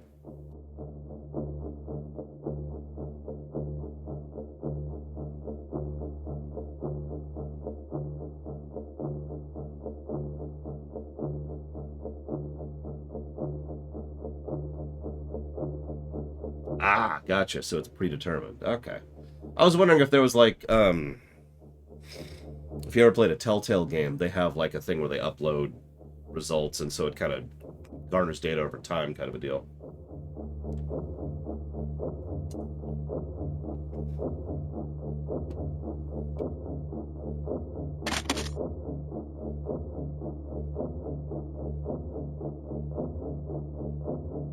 The half-blood... Oh, I didn't know I could skip that. The half-blood wiped her wet forehead, mustering the fresh blood of her foes on her hardened hands.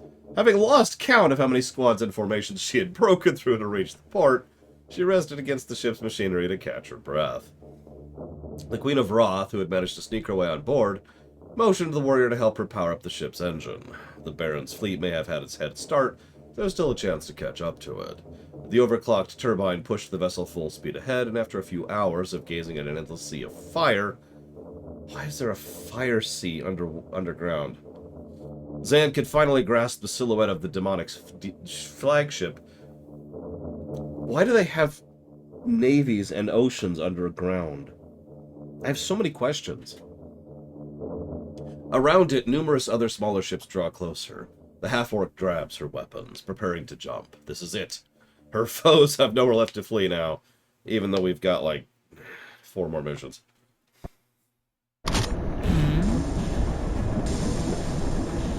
There's the Baron's fleet. Don't get any fun ideas now. Wait until we reach the shore. Meanwhile, FF7. I have 2 health left.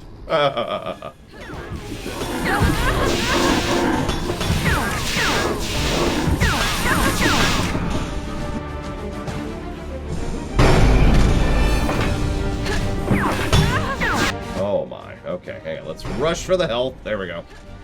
Health rushed. The health rushed. Let's switch off the AoE kill myself gun. There we go. Oh, there's, ooh, okay, okay.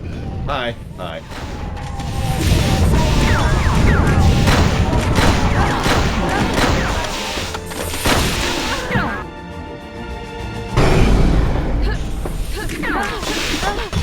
Damn it! I can't loot the health! Damn you! Why do you dislike health? What are you, McDonald's?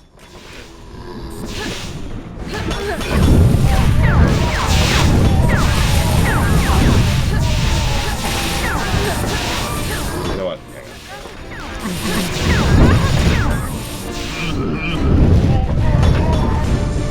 Oh, that's cool. I gotta try something here. They've got some range. Okay, so. It looks like they actually are moving. Check that out. That's cool. I like it. I like it. It also means jumping across is not happening. At least not with my health.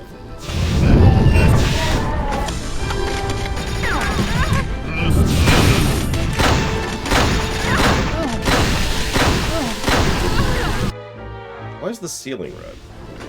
Have we entered another dimension?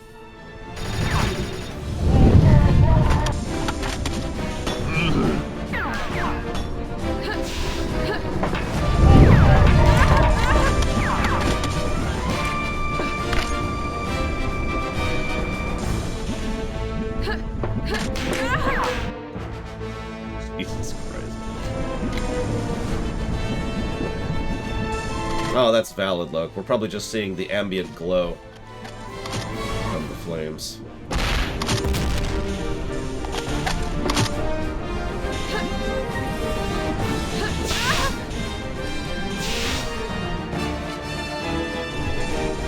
There's a guy left. I don't know if you noticed that.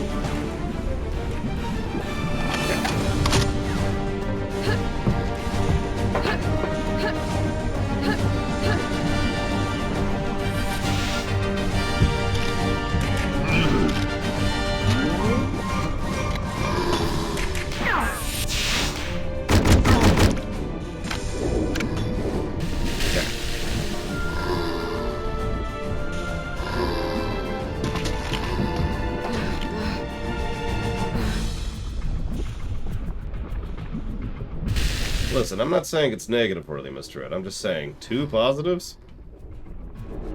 Raise eyebrow.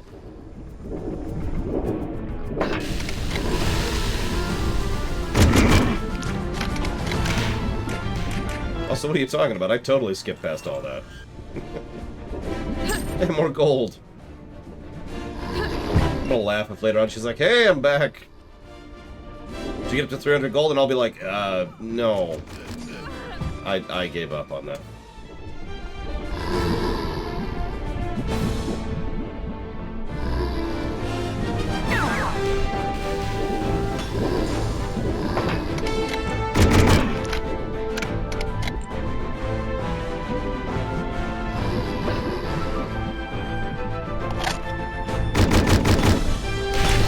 forget those things have range. Whew. Okay.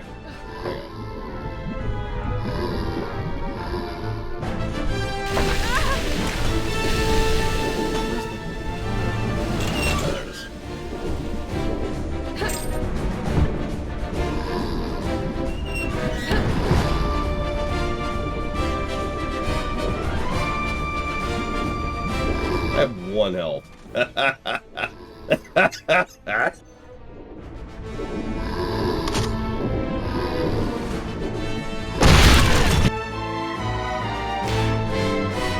was. You know what? Honestly, let's just jump in. There we go. There we go.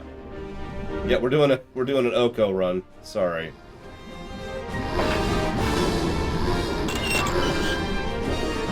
Gotta get the gold every time. Gotta get the gold.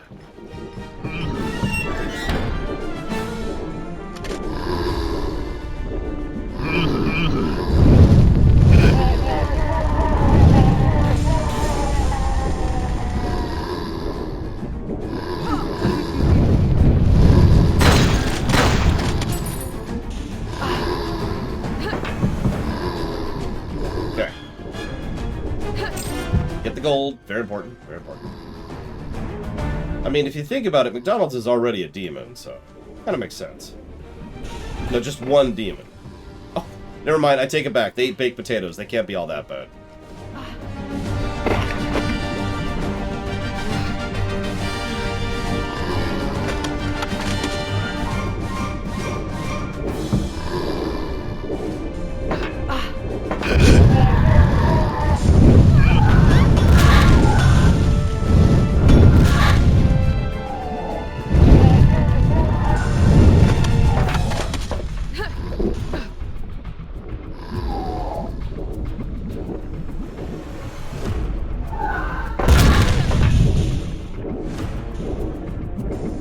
I hate those so much.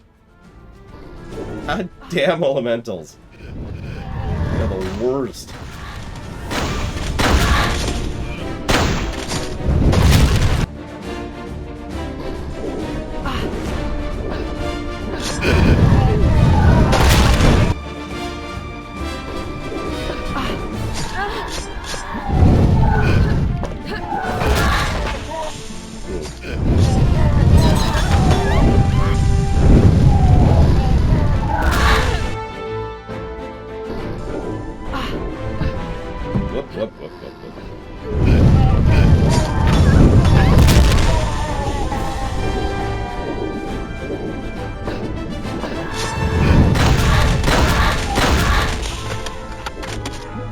Okay.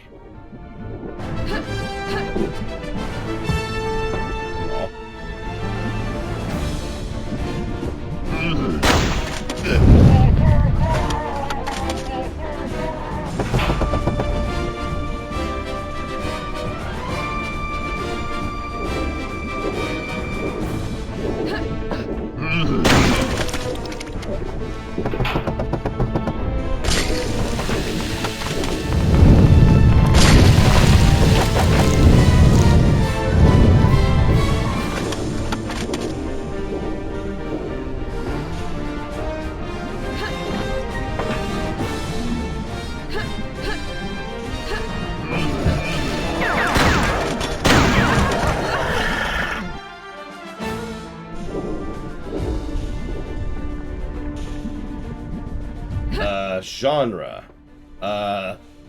That's a good question. I assume you mean, like, narratively the genre.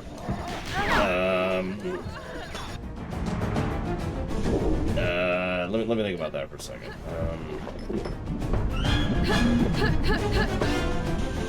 Crystal Punk? This is the second time I've had the same trick and failed at it.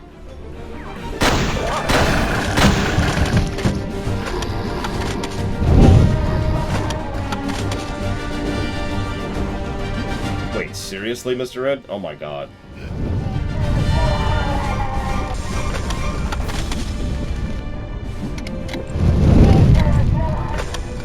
I mean, genre means what type of video game it is, in which case, this is an FPS that happens to actually be an RPG.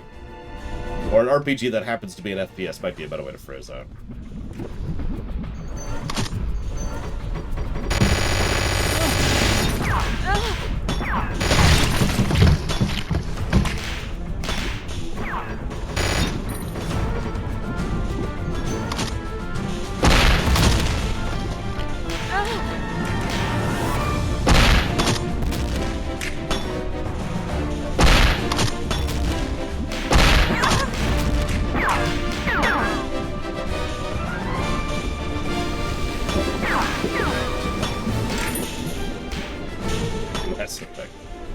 I mean, Mass Effect 1 is definitely an RPG that happens to be an FPS, whereas Mass Effect 2 is an FPS that happens to be an RPG.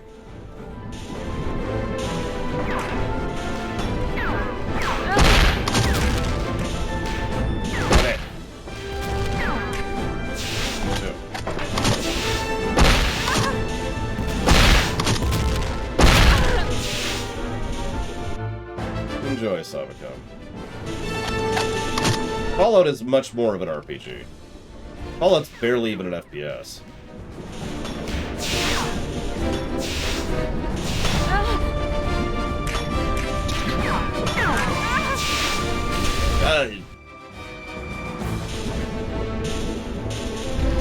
Oh, I see why.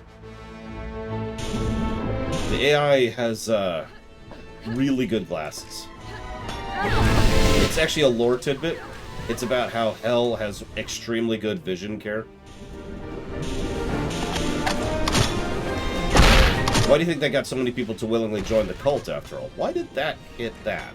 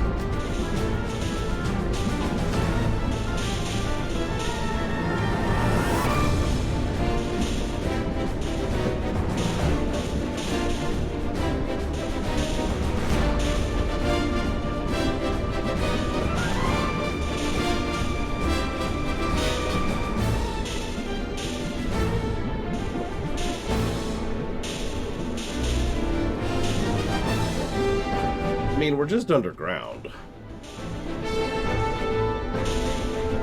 Hell might not even exist. Or heaven, for that matter. I mean, what if hell was a place on Earth? No, I think that'll be a good measuring test later on, Mr. Ed, when we go and really poke at him.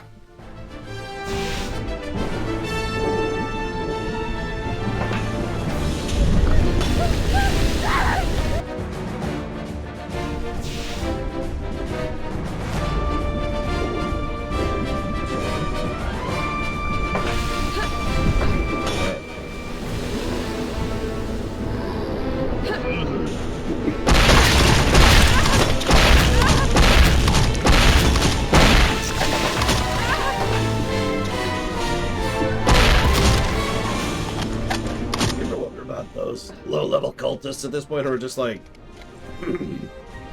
kill the what's-her-face, and it's like, do you have any idea how many people I've killed so far?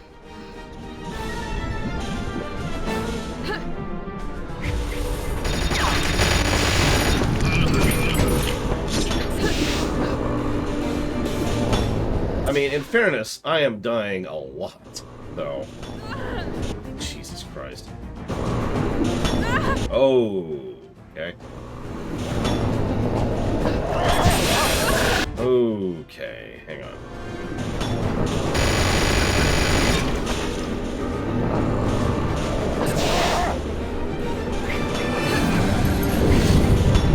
Damn it. Ah, I got stuck. I can make this happen. I can do it. Ah, I can jump into the lava. All part of the plan. All part of the plan. We got this. Getting eaten by dogs, all part of the plan. All part of the plan.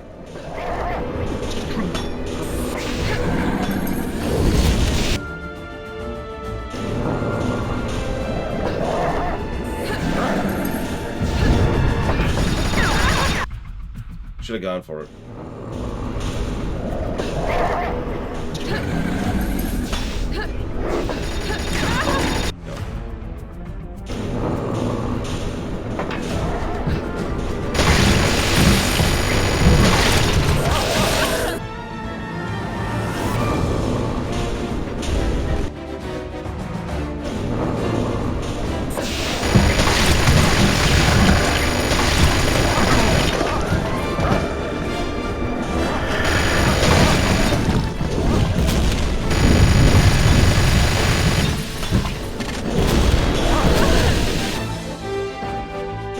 I'm well aware, Mr. Red.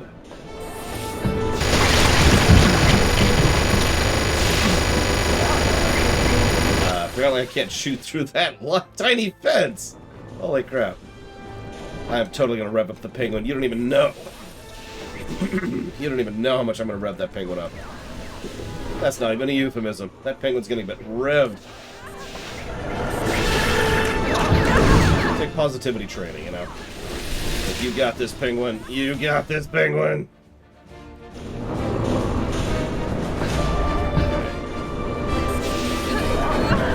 Jeez. So it's this initial step that's the hardest one. I gotta get up here, get past this, deal with randomization on the dogs. Hang on.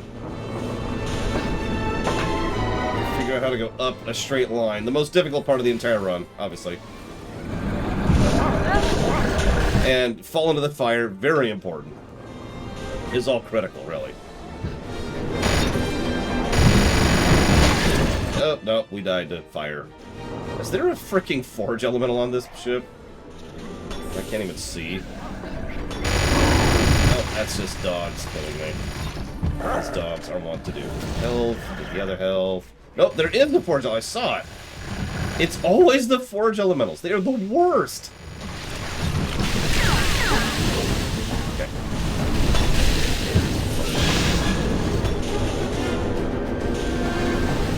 Alright. Did that. Now, switch to this and use this in close range, because we have a brain.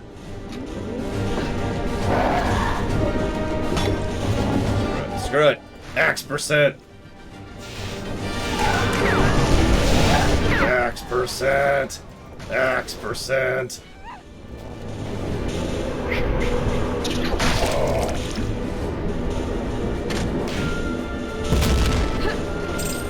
Why do you have gold on this ship?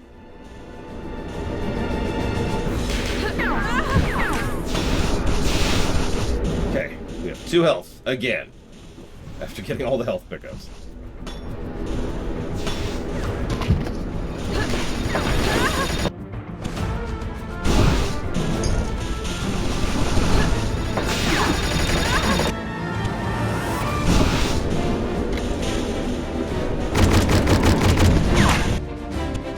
What?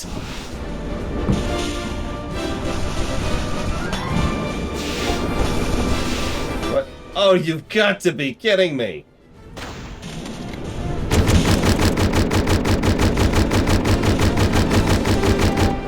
Piss off!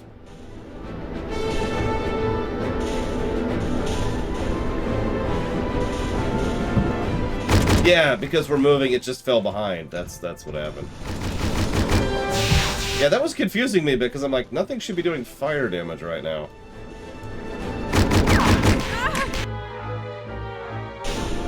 And lo and behold.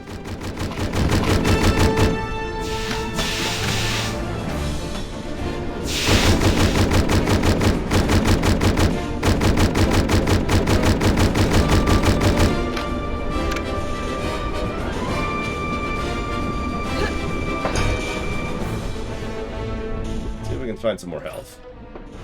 We're at Kitten's blood levels here. He's still chased. Do you see him? Come back here! It's no longer an issue. Murmur, murmur, murmur. No, please don't. Okay, I'm dead. Okay, there's nothing I can do about that. Or about the fact that I didn't jump just now. Or about the fact that I didn't jump just there, either. Very carefully, Narson. Okay, we gotta hurry before he kills us. Okay, he didn't kill us. Mission accomplished. Can't see me. Can't see me. Ah!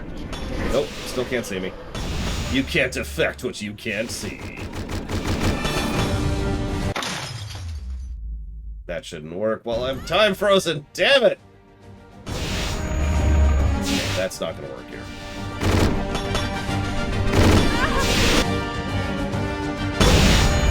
Listen, you're asking too many questions. Pay no attention to the giant floating... Oh, god damn it. Come on! Lava vehicles.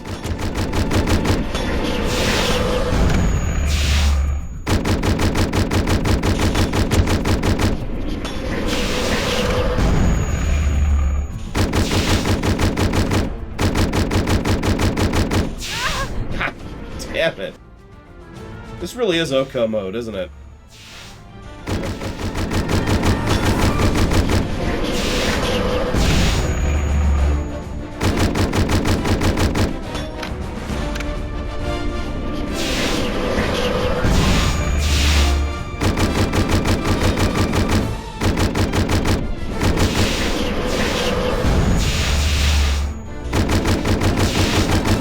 One musical choice that was a good choice. I credit Mr. Red entirely for that. I deserve no credit. This actually isn't a mix.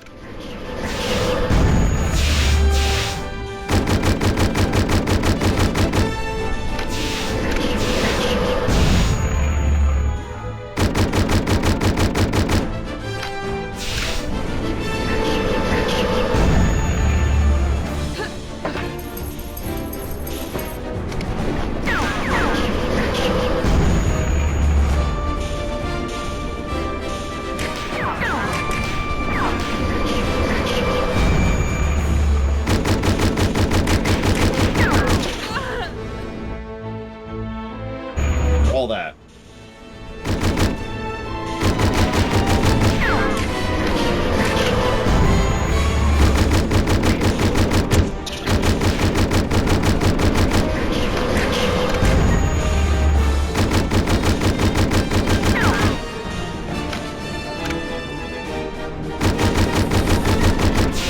It actually makes me wonder if this game in general would do well with having a Final Fantasy-ish kind of soundtrack.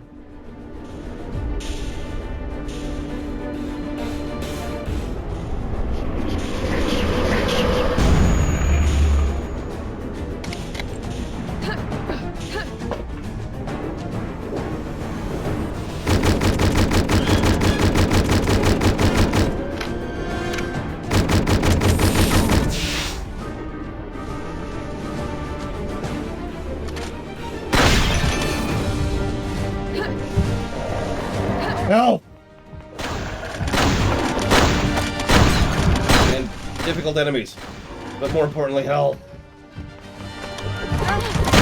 Shoot! Oh my god! God damn it, the timing on that reload was awful.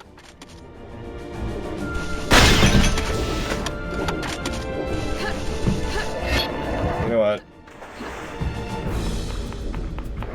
Anyways.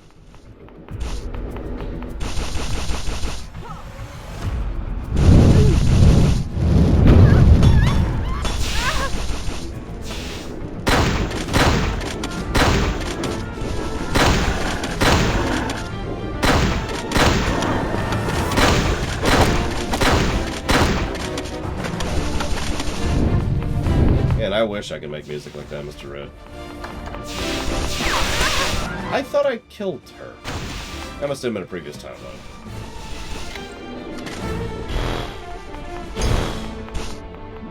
Oh, there's another turret. That's what it is. Not me. stop, like, psychic shocking me or whatever you're doing there, buddy?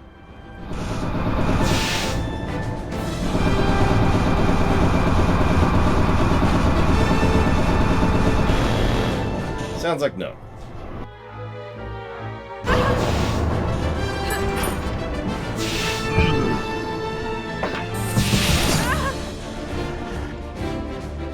God damn it, how am I back down to 4 health? I just got health.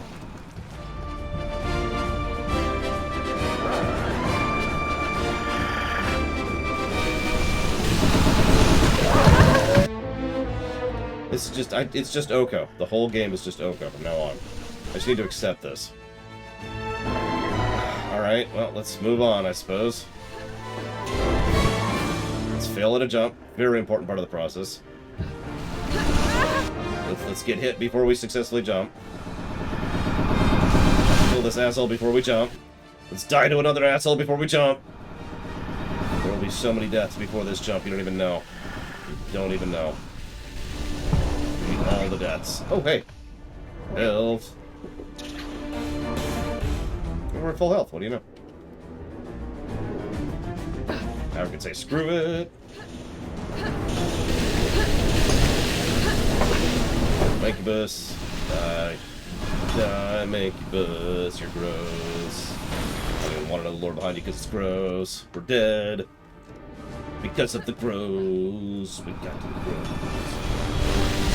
Gross killed us.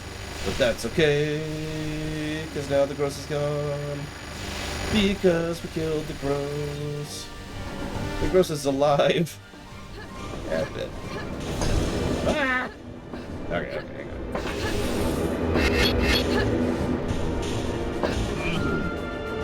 Damn it! Well, I guess this is the last ship. Oh.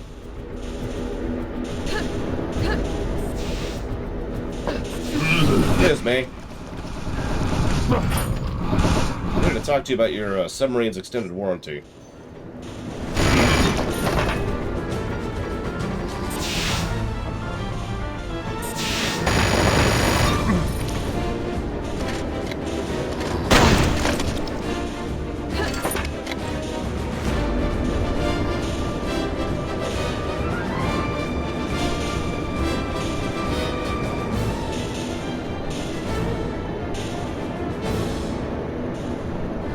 Thank you, Night Forager, for killing me with the gross.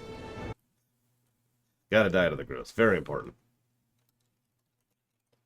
It's okay. I'm sure the floor isn't literally burning my feet as I stand on it. Wing Commander 3, you got it, Night Forager. Thank you again very much. All right. All right. A little bit more ammo. Ammo is nice. Ammo is to kill the gross.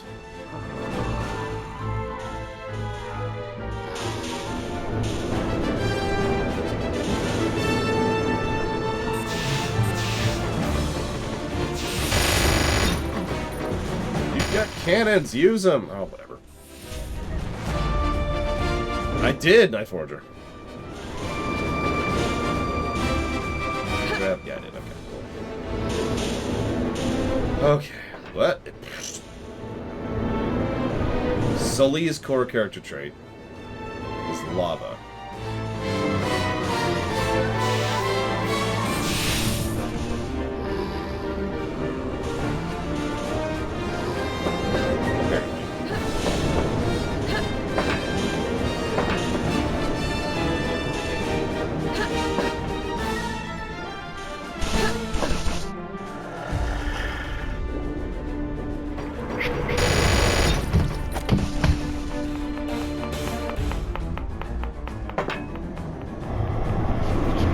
I just, you know, I like having my mind invaded by a Psy Demon named the Blue Baron. You know what really terrifies me? Baron is traditionally the weakest and lowest ranking of the nobility. In fact, it can actually be considered an insult amongst certain hierarchies to be called a Baron. So who's above this guy is what I want to know.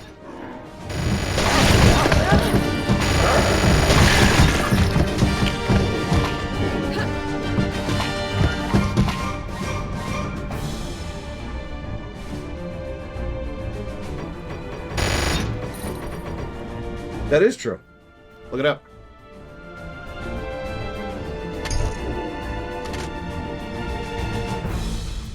And there you are.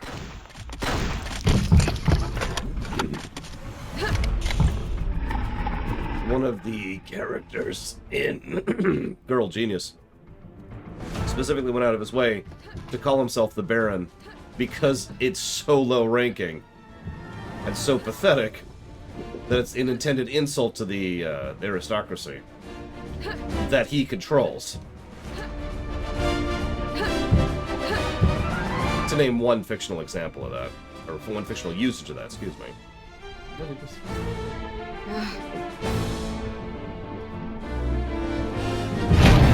Of course. Thank you, ma'am.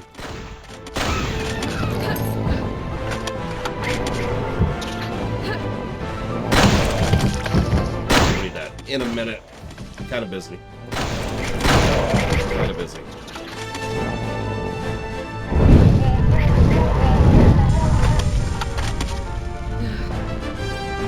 I'll be spending the rest of the journey locked inside the engine room, as it appears the only place capable of shielding me with certain intrusive thoughts.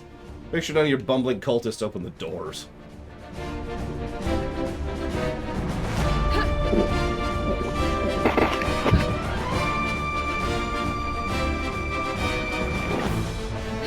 Amulet of Shadows. That's a good one.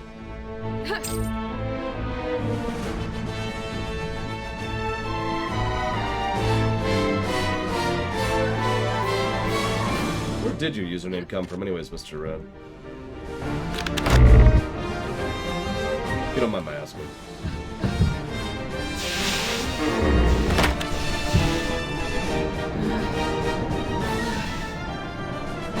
Moved.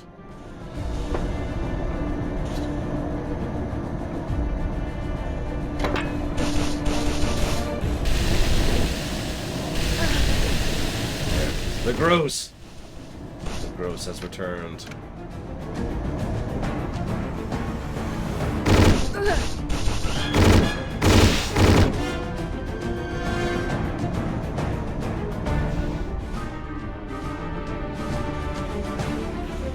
Unfortunately, I only really speak and read English.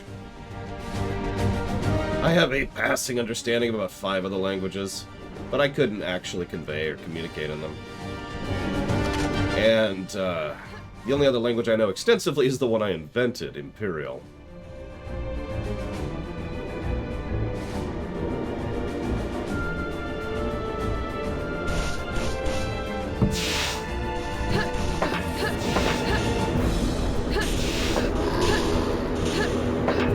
That's true, Blue Baron could be a reference, although I'm not sure to what.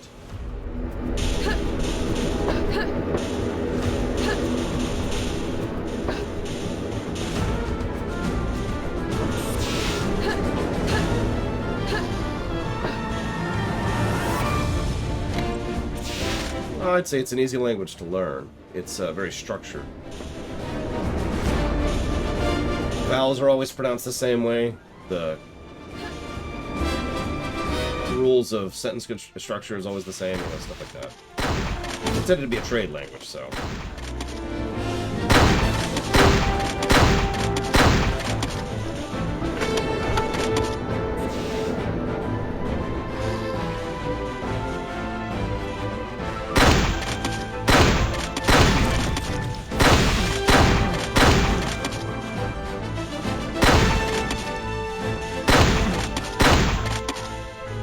See you around, Mag. Have a good one. I can't believe that worked. Well, okay, fair, Luco. I did invent the language, so... a little biased.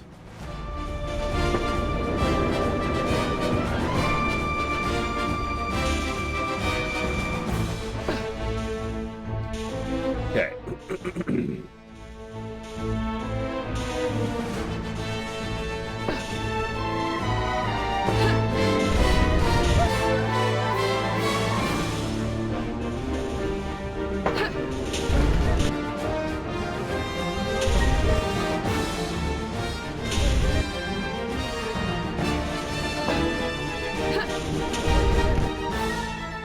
Very close. I think I can actually do this. I keep jumping too late because it's doom jumping. So I just gotta jump early, and I think I can do this. Too early.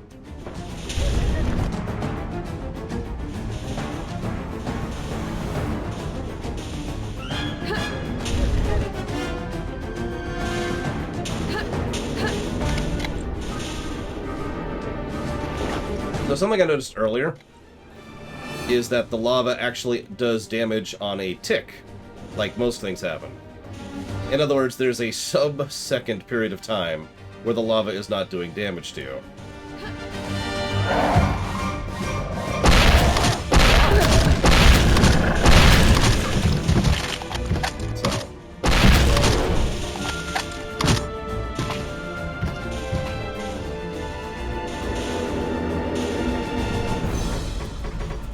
Low on ammo here. Jeez Louise. Getting really low on ammo.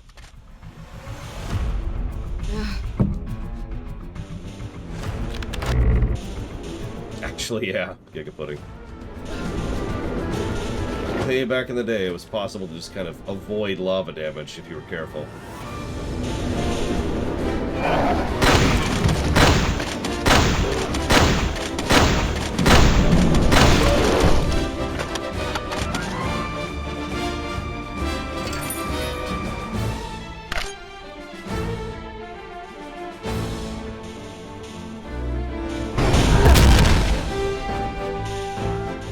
Well, we blew a hole in the other ship, so that's good.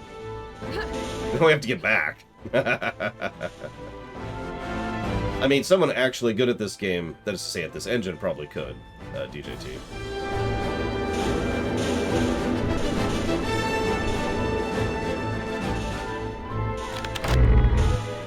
Fortunately, I think that I'll get killed by a Forge Elemental, because they're the worst enemy in the entire game.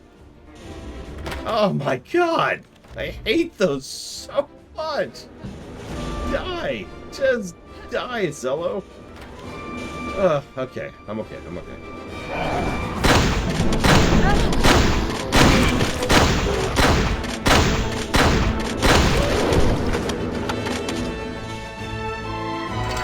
Yeah, it was originally the golems, but bit by bit, it became the frickin'... You know, I wonder if I wait a moment, if they'll just fall behind the ship. Hang on, let's see what happens here.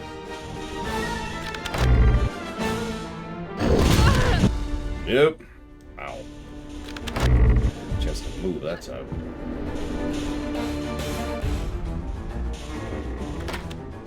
What? Ah, god damn it!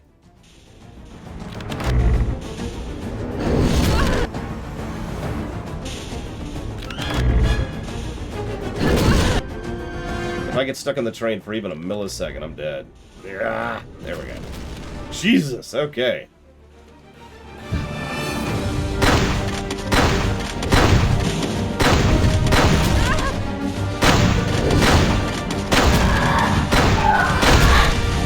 Forge elementals are the worst.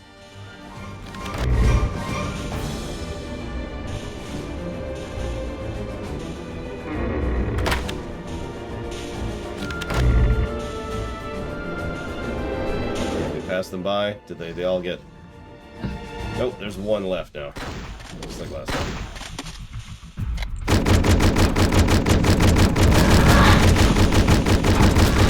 Okay. Pause for a second.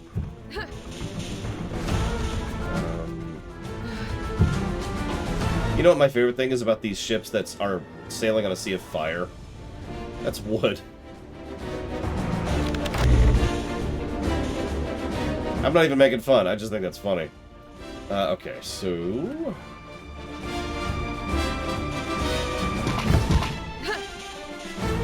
Yep, there they are. They fell behind. Whoever falls behind stays behind.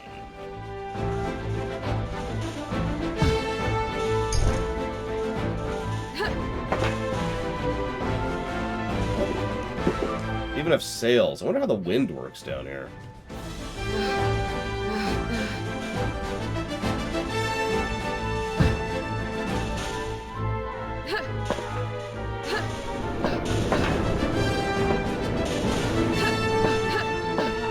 Okay. Ready to get sweet, sweet health.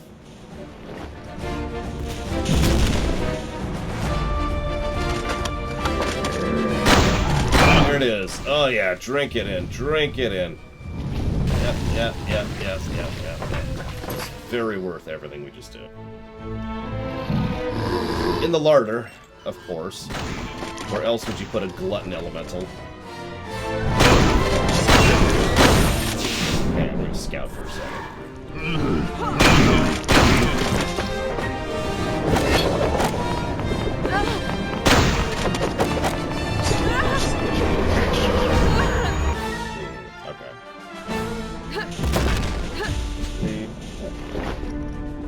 Quickly. God dang it. There we go.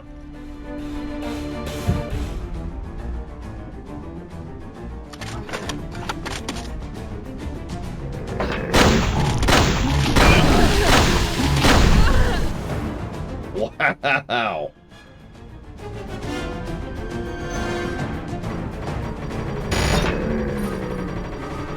Down?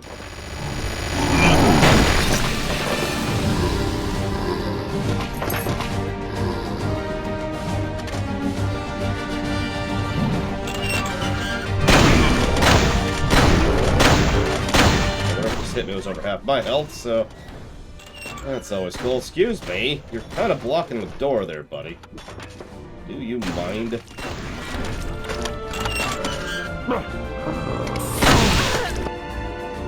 Clearly not.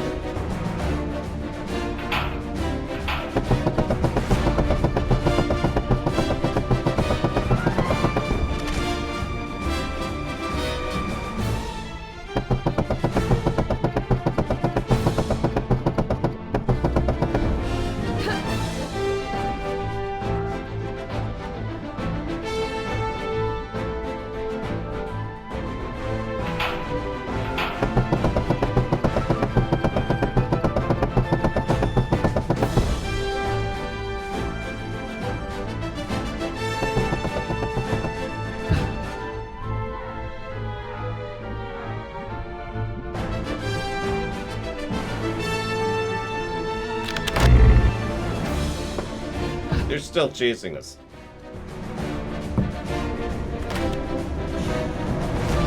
Actually, this song has endured better than most of them, Mr. Red. Probably because it's got a larger loop. And it does fit the tone quite well.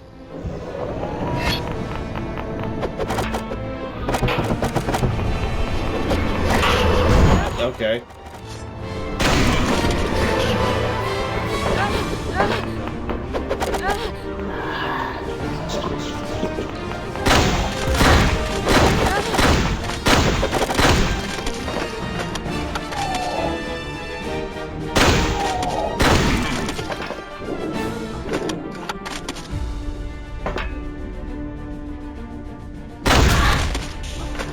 The only enemy I'll be careful with. The most terrifyingly dangerous enemy in the game.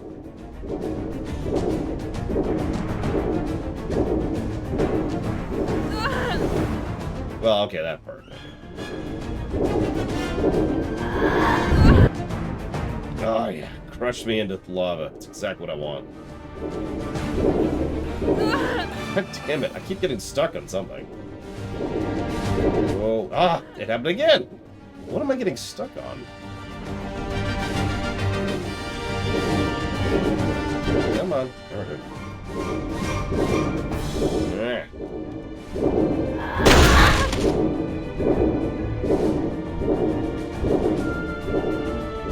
Galaxy Quest reference.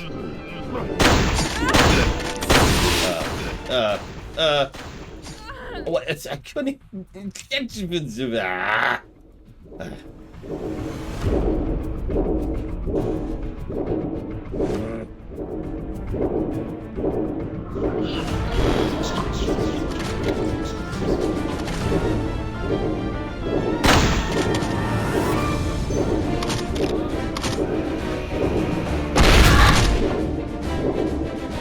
No, that would have been a really bad time to save. I actually corrected not saving there. Can you guess why? Here would be a good save point. But here, this mesh actually interrupts shots. So I was stuck, not able to shoot, while able to be shot.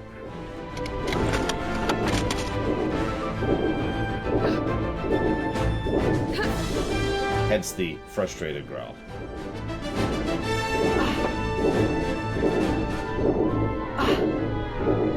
Also, at this point, I think being low on health is just a Tuesday. Like, I think it's just the rest of the game at this point. It's being low on health. I'm okay with it. It's life. We don't need health anyways, where we're going.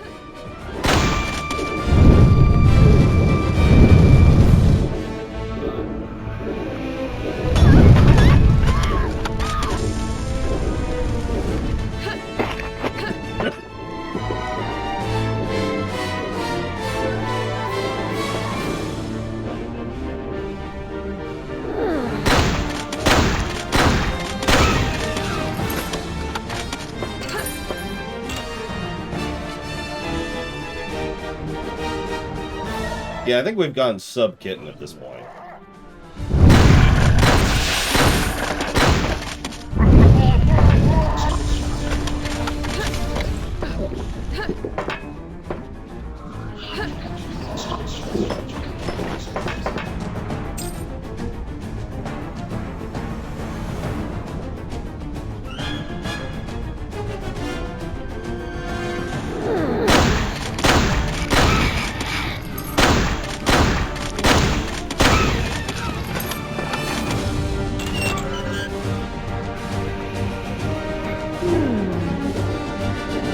Yes, come in, Half-Blood. Don't be shy. I'm right around the corner.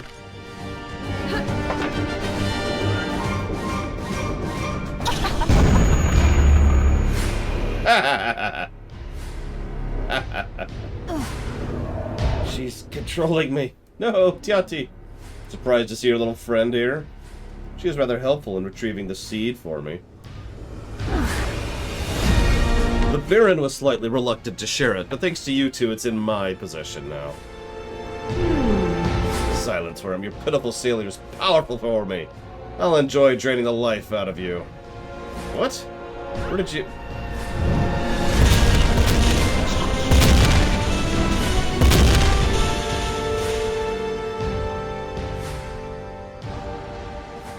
Perfect music choice.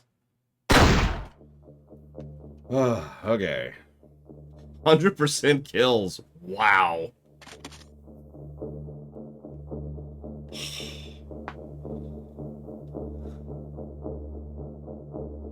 The Half-Blood's muscles tensed as she witnessed I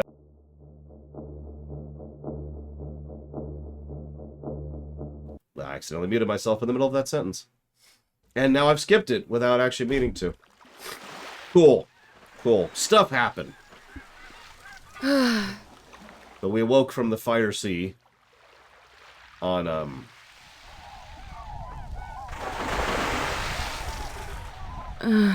somewhere else.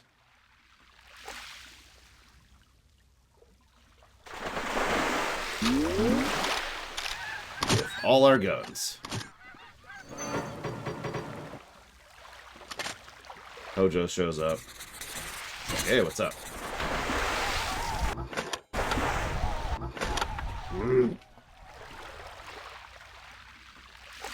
Okay, so hang on. Save. New game. Map select. Sure, whatever. The hell? Whatever.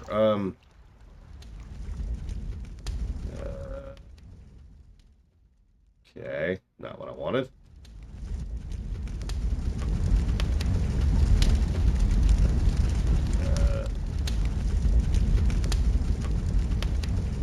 17. Go. Got your back. No, don't get my Leave it back. to call. I need to. Testing hub finished. Entering Hellscape, which is the wrong place. Hang on. New game.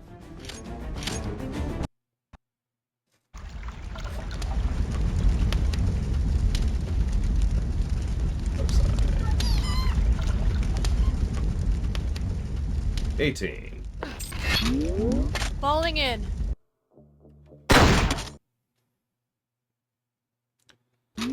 Ahem.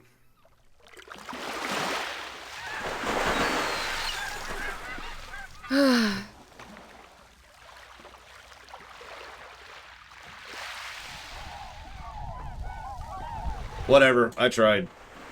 I tried. Reload.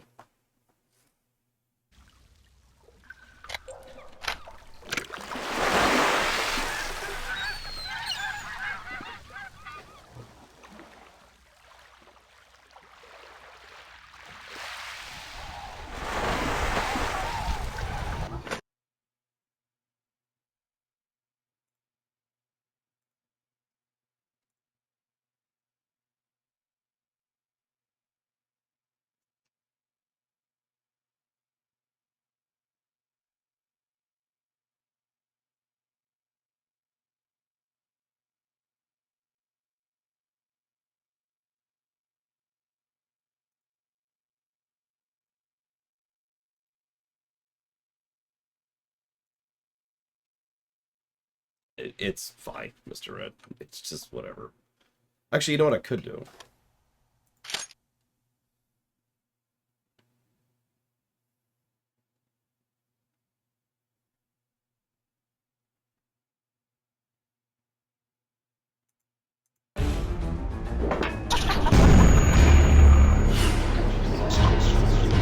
Because I noticed it has the multiple autosave feature, which I'd rather like.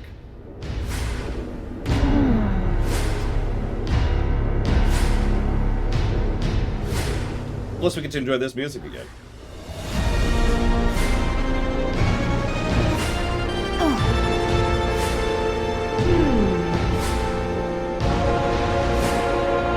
I mean, you could skip the briefings.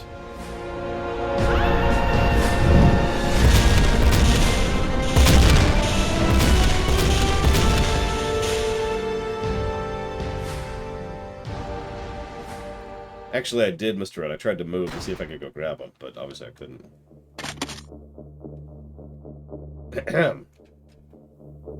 The Half-Blood's muscles tensed as she witnessed Tiati's reckless sabotage, turning the flagship's engine into a cluster of deadly fireballs. Nithriel's own surprise weakened her magical grasp on the warrior, but before Zahn could even think of moving, she was brutally blasted against a wall. Falling limply to the ground, her entire universe faded into darkness.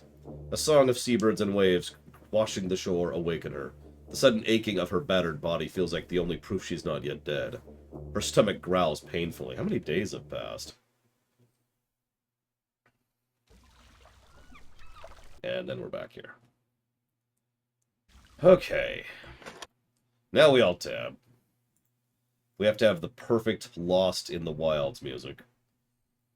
Something that actually encapsulates just how messed up and horrific this entire situation is. Unfortunately, I'm not sure I actually have the song I have in mind, but give me a second to see if I can find it.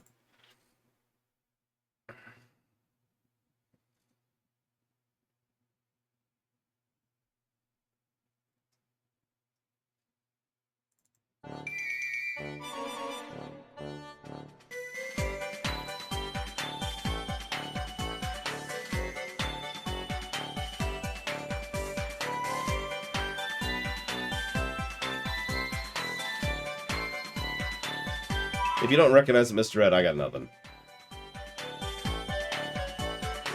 What's the mission we just did?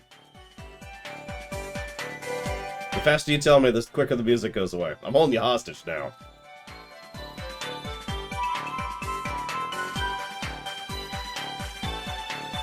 Actually, there's a worse song in that very same game. Which is this one. This song could go to hell. When I review Birth by Sleep, this is getting a negative.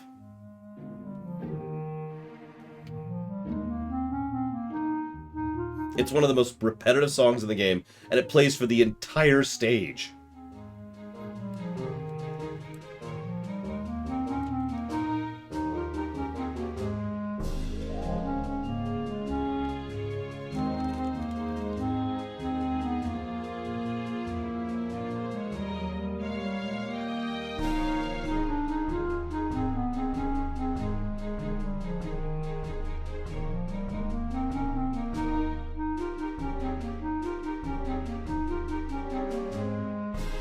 And that's it. It's a 46-second loop. And yet, if you're paying attention, within the loop, there's actually 2 separate loops. So even though it's technically a 46-second loop, it's more like it's a 15-second loop. Over and over. And for an entire stage. God, why? Why would you do that? I gotta stop torturing you. Have some good music. From the same game.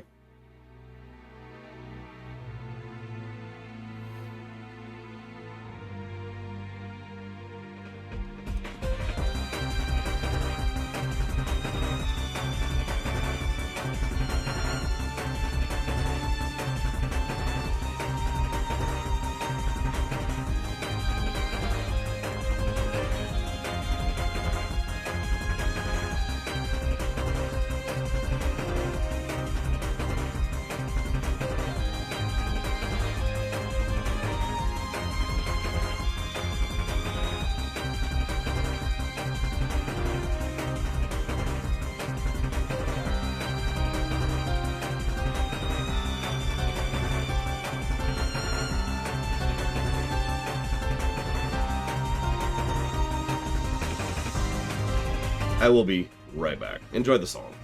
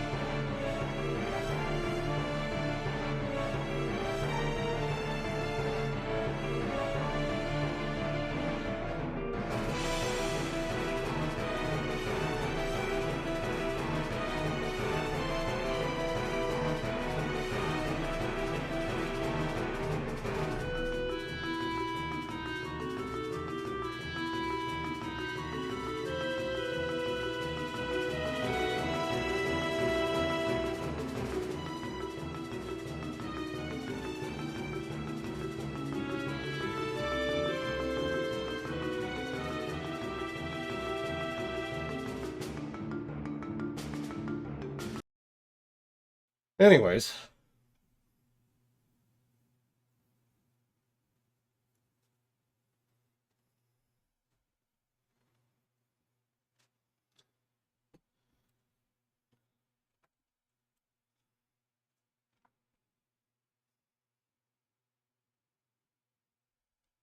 Listen. Apparently my autocorrect is just being really aggressive lately. Because holy crap. Paul's is correct, though.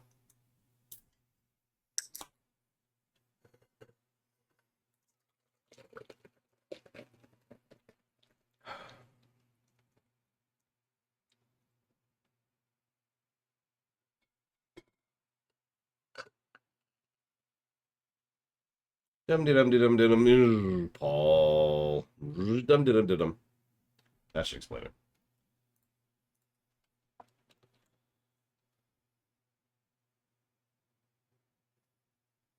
It's actually usually done in the reverse. It's more like the literal definition of a pall is it's a period of something covering something else in a suffocating manner, such as cloth or smoke, you know, something like that. So a pall of no recovery would be a section smothered by lack of recovery. I admit I use words weird, but I stand by it, damn it. Now.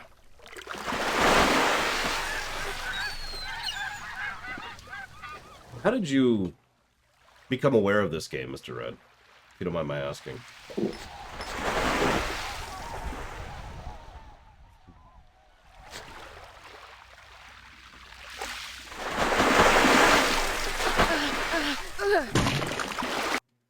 What?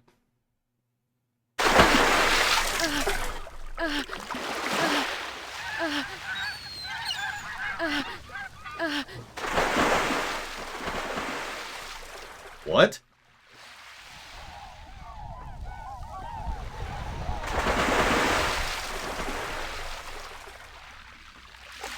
It's not the sun. Nope, maybe it is the sun.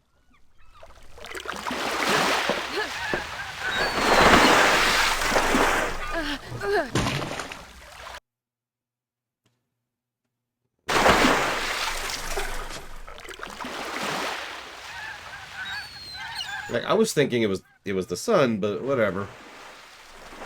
I'm stupid, I guess. Whatever.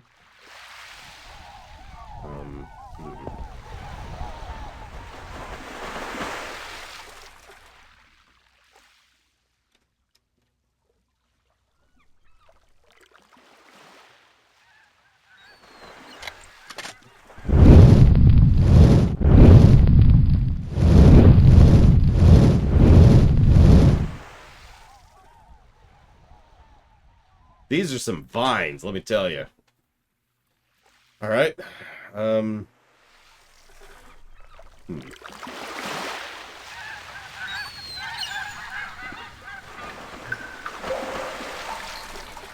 those vines, we need to figure out what those are made out of. And, like, utilize it, harvest that stuff, if we can. We might not have the technology to.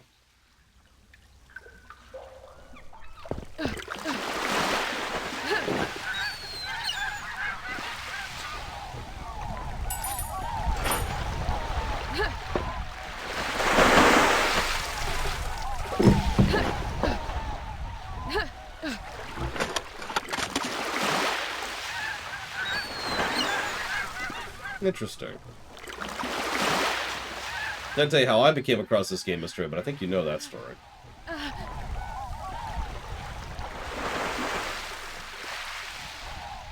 By the way, I do want to say I'm very proud of you all.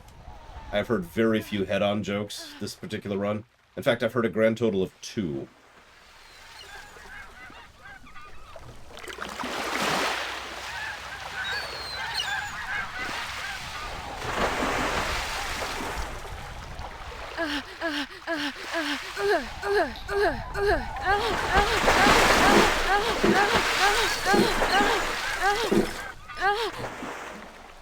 Okay, made it back.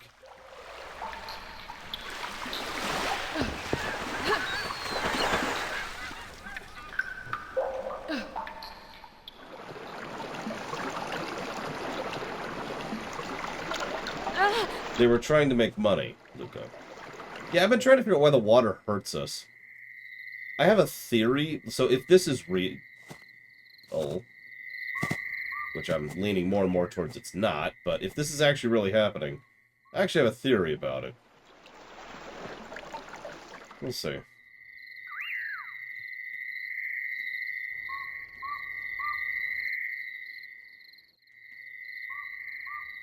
Well, so I suppose my first question is, was the town of demons, which I admittedly was a little busy during that particular section, was that, like, at the edge of the mountain? Did that have access to the sky? Is how I would phrase that. So that would help to explain a lot. Oh, I'm sorry, that's not what I thought you were talking about, Luco. My bad. I am not talking about Valk. No, I'm talking about the Demon Port City, which I don't think they ever named. They just called it the Demon Port.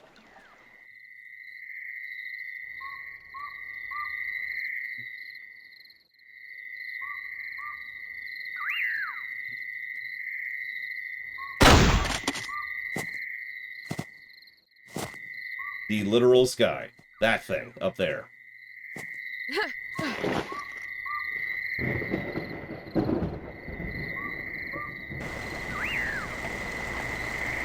The thing that's making it rain.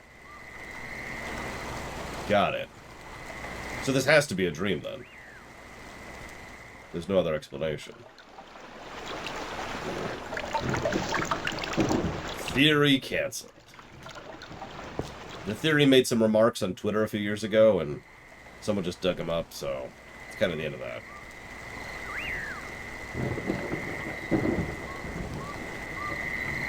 So if we were actually above ground now, my theory had to do with the fact that maybe demons in general, and part demons in specific, or I guess that's saying that wrong, maybe demon blood or demons have an issue with light in a similar way that vampires might be stated to have.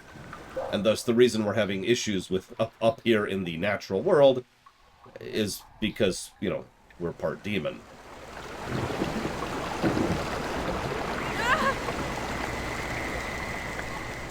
If anything, what it actually reminds me more than anything of is Sunless Sea. Now, in that setting, there was an extremely messed up and rather spoilery explanation for why the above ground was so different from the below ground.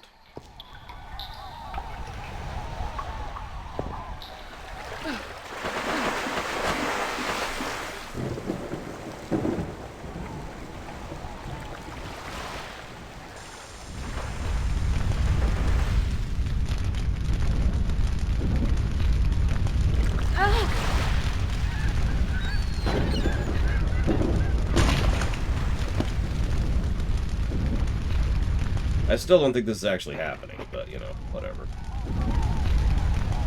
Like, I mean, we know why the water's... Do you remember anything? You hit your head pretty hard. Again. Anyways, I was literally in the middle of saying we know why the water's actually doing damage to us. It's because it's actually lava. Because we're not overground. We're still at the Fire Sea, which is underground. Good afternoon, Evo. I love that. I was literally in the middle of saying that.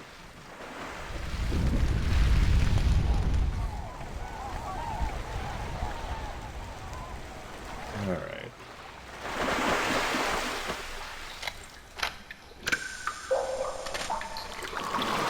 You're closer than ever now. Yes, I can sense your presence drawing near.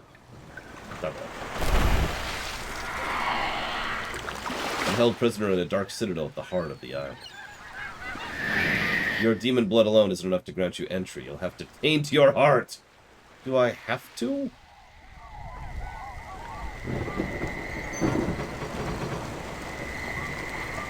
Yep, they knew, Luco. The most pleasant part of this setting is, in all honesty, by everything I'm seeing, the overworld. The above ground, which doesn't have to deal with demons and all this crap.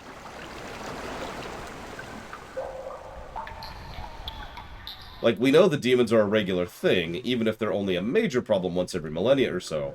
Every time an icon shows up, right? Very darkspawn-y. So, I'm with that.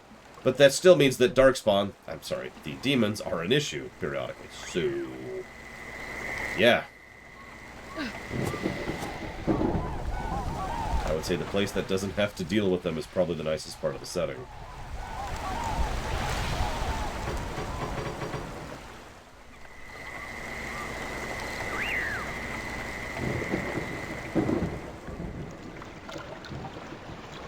It's a good question, Evo. We're not sure yet.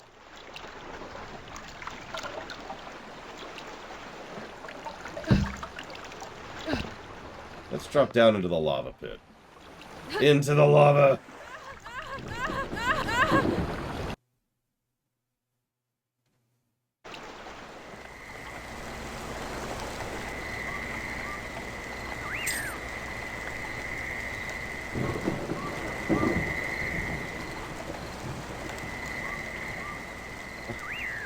I'll be honest, I actually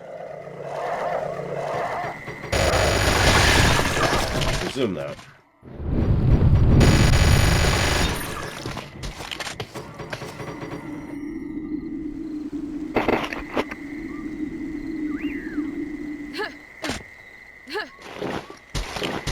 We picked up Vine.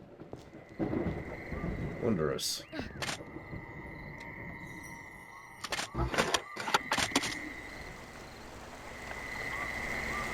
But yeah, if you look at it, like, doesn't, like, at a glance, it doesn't look like it's actually opened. Looks like it's still there. Anyways. I do love eating cream mushrooms. They are delicious. Now, pull yourself together, champion. I'm sure there's a place for you in paradise. But before you ascend into paradise, you must descend into hell. Oh my god! We were in hell this whole time.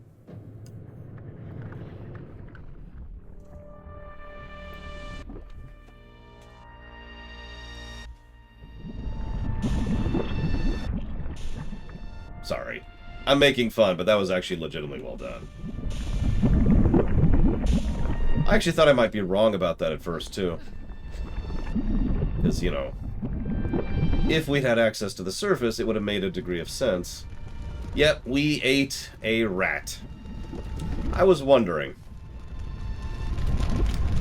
Ahem. It would have made a degree of sense if we had access to the surface, and therefore I had actually ended up on the surface.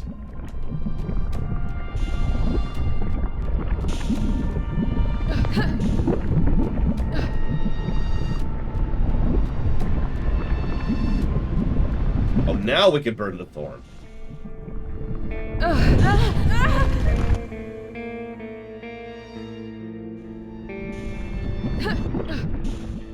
But yeah, no, that's a good sequence. I like that. Probably the best parts of the game for me so far, memorability-wise and positivity-wise, have been when he's really played with the engine to do something with it, like the first, the drug trip sequence back in Season 1, or Episode 1. Hedon 1, whatever. That reminds me of another question I was hoping to ask him. Why Hedon? Where did the name come from?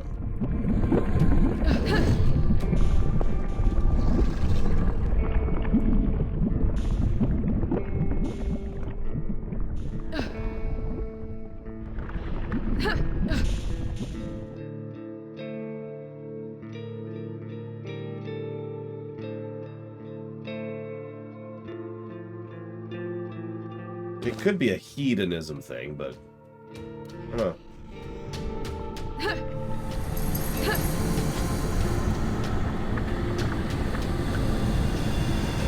Yeah, as usual, we're just playing Elden. I'm never gonna get away from Elden Ring. We're gonna start up Pokemon. I just starts talking about existentialism and ripping people's eyeballs out. It'll be great. We're never leaving Elden Ring, apparently.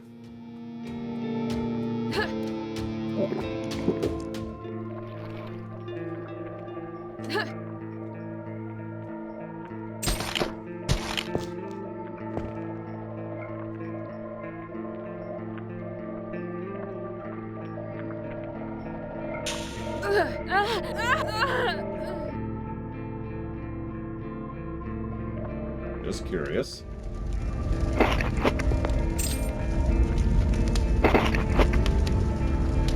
So is this hell? Let me walk that back. What is hell? Because if hell's just a physical place down in the underground, why? What built it that way? What spawns an icon? Why every 1,000 years does an icon spawn?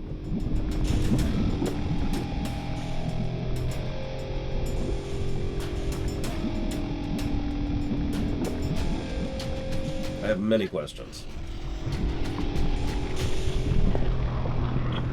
Like, because we're clearly underground still. I mean, I can see the surface, excuse me, the ceiling up there.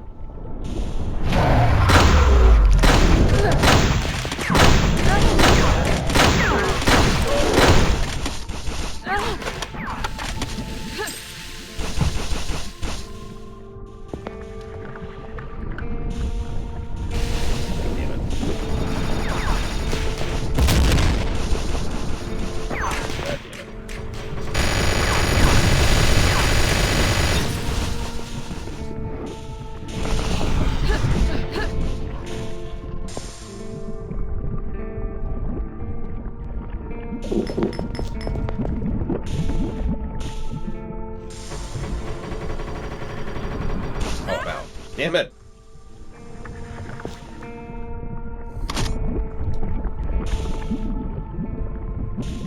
Depends is unfortunately the answer to your question, Evo. If you could come up with an answer to that question that makes sense, then that works for me. Physical annihilation, you know, converting the body into energy, tossing them into a sun, burying them underground. You know, whatever. Within reason, obviously.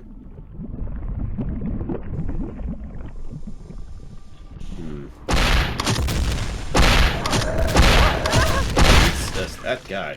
He was hungry for that. Look, I know she's got some hips, but damn, dude. I would ask you to run it by me first whenever you come up with it.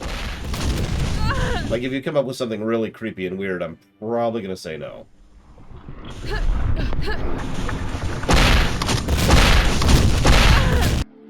Oh my gosh, okay.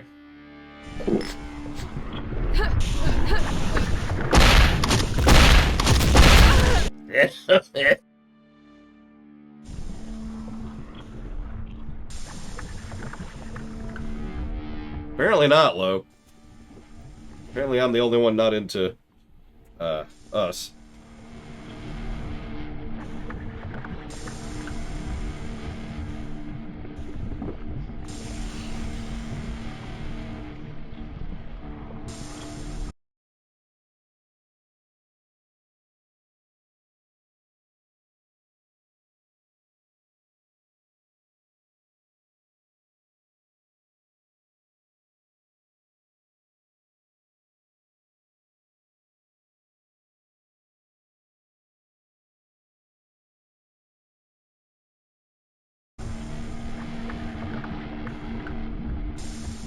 Oh, gotcha. Well, what's the species, Evo?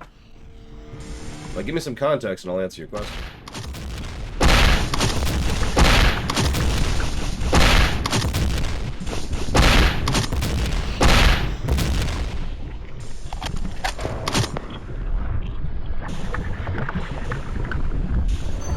I am really low on ammo right now. My goodness. Okay.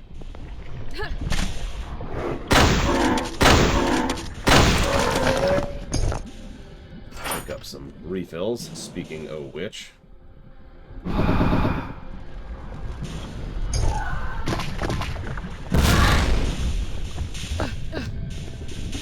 In general. The problem is there's no in general.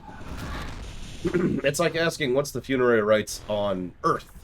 It's like, well, need more info.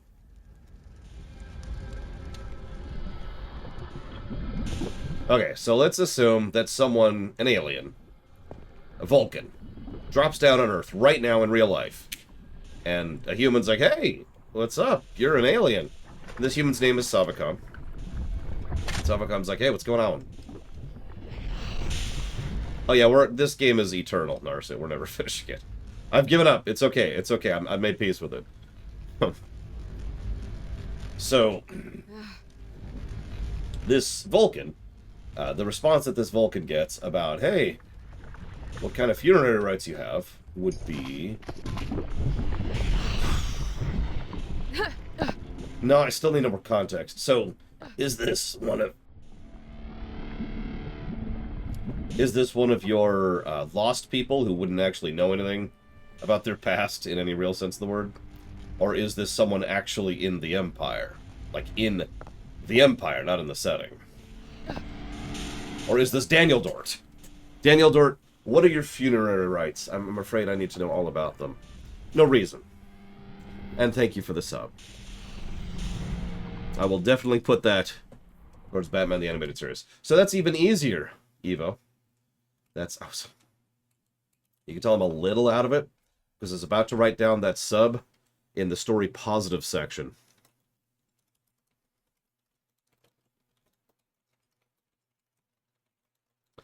Batman the Animated Series, you got it. Thank you. So if it's the Lost People, this will be easy. Because all you have to do is think about real-life human funerary traditions, and you're done! You got it! You win! Remember, the Empire didn't even exist. Space travel was recent within the last, like, 10 years, as of these people piecing out.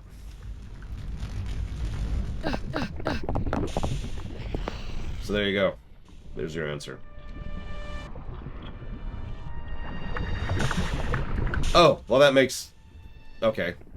So one of the Lost is like, hey, Mr. Red, who is an Imperial, of course. What are your funerary rites? And Mr. Red's like... Mr. Red's first response is probably going to be, it depends.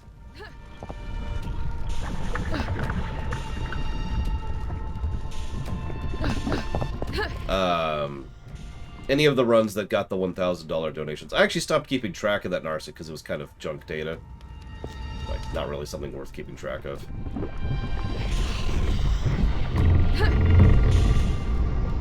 So, not sure, elsewise.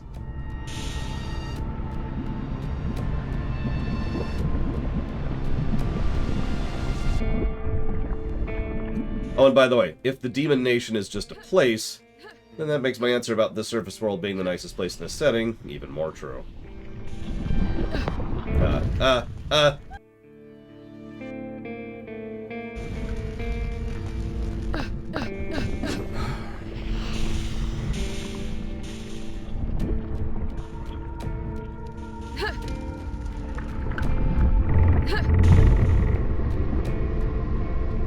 Yeah, I'm sorry, Evo. The question's so vague, I would have to basically make up a random answer. So.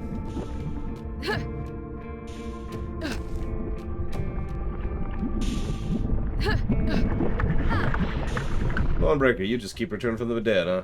Come on, Murgo's looking for you.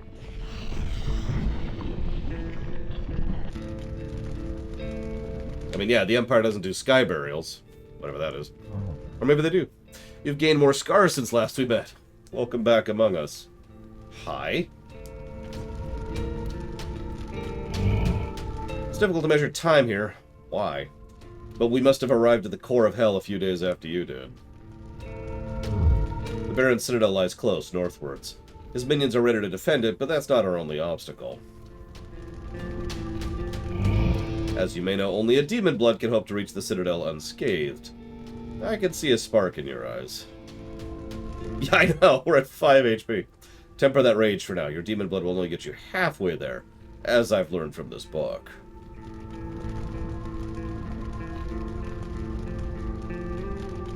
Oh, damn it. The texts say a half-blood must bear each of the 5 demonic taints to be allowed passage to the Citadel. Your heart must be emburdened with sin, and for that you shall journey to the shrines of the demon Primarchs. What? These people. They are the 5 Primarchs whom you must appease, but heed my word. They are weavers of chaos and sin and will undoubtedly try to corrupt you. Use your wits to gain their favor. Oh, Jesus Christ. Okay. And make haste, the Queen of Wrath is already ahead of you. We can't put the same trust in her as in you. If we don't slay the Baron here, the hordes of chaos will conquer the world. Why?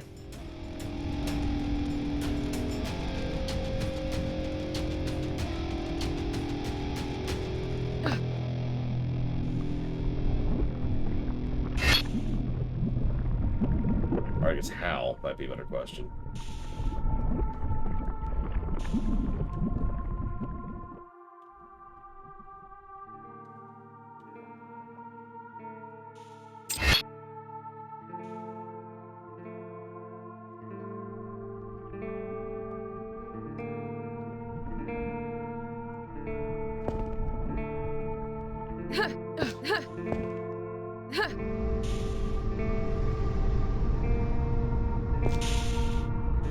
Yeah, I don't know. I still have so many questions. I know I've asked this like 5 times, but how do the demons propagate remains one of my most important questions. Because let me draw back to the Darkspawn. The actual core reason why the Darkspawn are a menace, there's other reasons, but the big one, the big thing, is the fact that they reproduce via others. You know, they corrupt, and they use that to breed more of them, and they can breed many of them very, very quickly, right? So, the threat of the Darkspawn really isn't how fast they can replenish their numbers. They are a traditional swarm. A horde, actually. So, that explains how the Darkspawn are a large-scale threat. It's worth noting that even when the Darkspawn were openly swarming the surface, they still weren't winning, they were just causing problems everywhere all the time. They had become an environmental threat.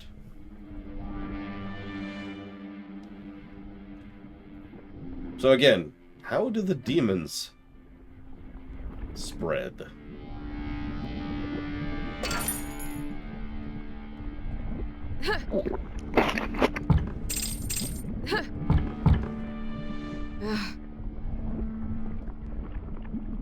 Oh, 15 more gold and we could have made it.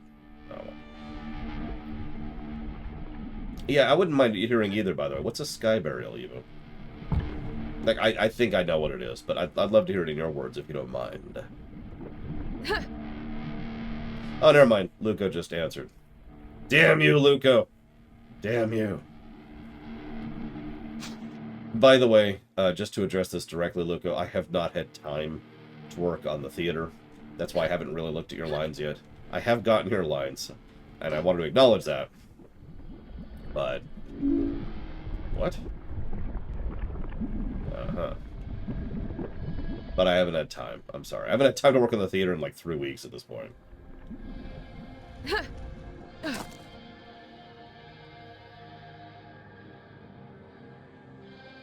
Interesting. So there's lots of demons. But why are there lots of demons? Why are they such a large-scale threat? I feel like my question hasn't been answered here. Like, I can tell you why the Horde Alliance would be such a large-scale threat. It's because they're consistent of so many groups of peoples that have banded together over time. Ironically, the Horde is an alliance, and the alliance is a horde. But let's not get into that right now.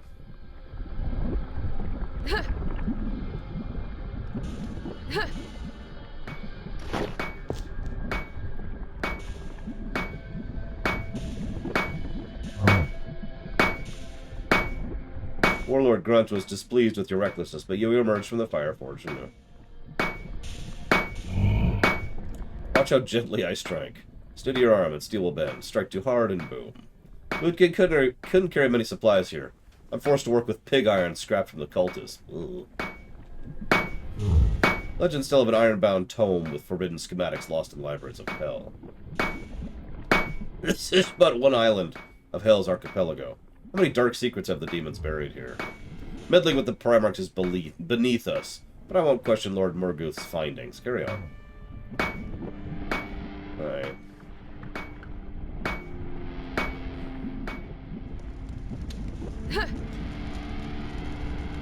I mean, the demons feel a little constructed, if you know what I mean. Like, there's this one section of the underground which is effectively an ocean. a fire ocean underground. And in the middle of this are a bunch of islands, the archipelago he just mentioned. And that's the nation of hell. Like, that just screams someone built that, you know what I mean?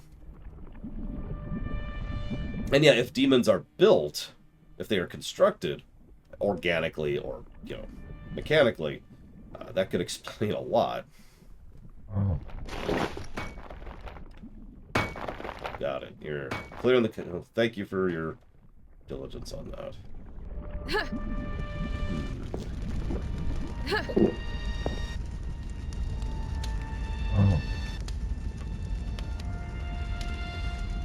Travel swiftly out there. Our foes have many doors, and we have few eyes. Hell's burned with the souls of countless sacrifices. If you hear them call, move faster. The hearth of the underworld shall be purged of demons and restored to the true God. Fire! Beware of deceivers. The most evil demons are not the ones who fight, but the ones who talk. Now there's an interesting thought. So this is a giant fire lake in the underground, and we know that the elemental gods are a large-scale thing in this thing. What if this used to be the elemental gods spot? What if this used to be fire, like he just mentioned? Fire's domain. Of the elemental domains, right?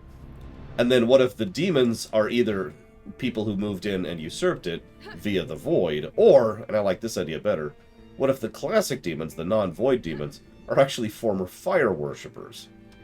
Former members of the fire group, or fire clan, or literally maybe fire elementals. So it also explains why fire does little damage to them. Huh?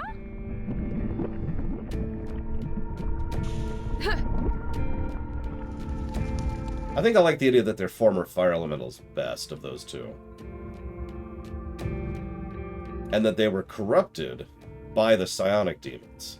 Which, by this terminology, yeah, I'm not doing that, would qualify then as the, what we would actually refer to as demons.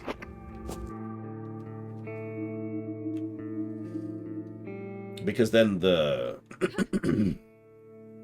the idea there is that the psionic demons took one of the elemental sides and said, hey, you know, it'd be really cool, like torturing and killing people. It would be so fun. You could just do it. You could just do it forever. And the fire people were like, you know, they're making some sense. I mean, they're fire, right? We know what fire elementals are like.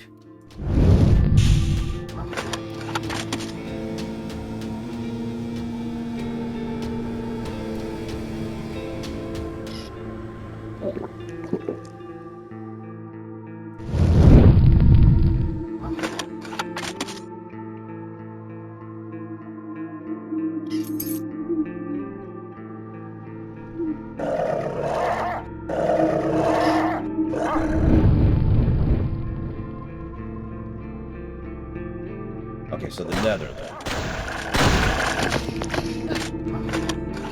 Doesn't change my theory, though. I stand by my theory.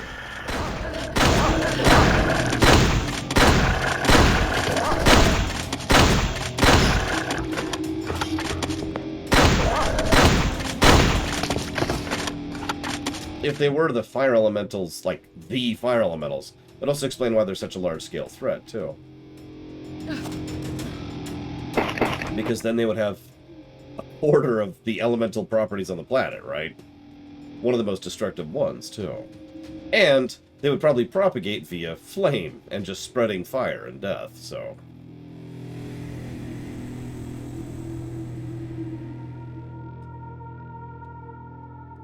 This would also be why they have such a vested interest in making sure that people not only venerate them, just like the other elemental gods have interest in people venerating them, but also it would help to explain why they have such a hard time unifying unless someone else is forcing them to. Because they're fire, by far one of the most chaotic of the elements. This, of course, even further explains why the Forge elementals would have turned. Because it's more like, you know... It's not so much turned as going to the side you were already on.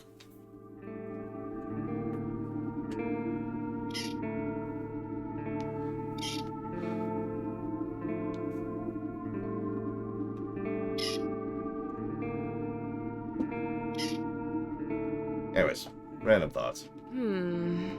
Okay, so I need a crystal key.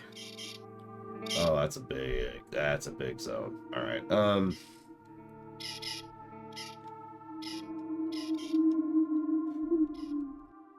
I mean, he's probably gonna just get here the theory and be like, no, Lord, you're dumb. Would smack me. Ugh. But, yeah. So... In the interest of getting some of this done today, Mr. Red, if you don't mind giving me some direction, I don't mind listening to some direction. Should I go through this door? I can't go through this door, can I? Hang on, let's try it. Nope, it's Jello. Alright, so, we found the Jello door. We have a crystal key spot. We have a copper key. Hey, I see a copper key thing. Do the copper key thing. Put everyone here. Enemies. Because it was always a trap. Because of course it was. Why wouldn't it be? Leave, because there's nothing here.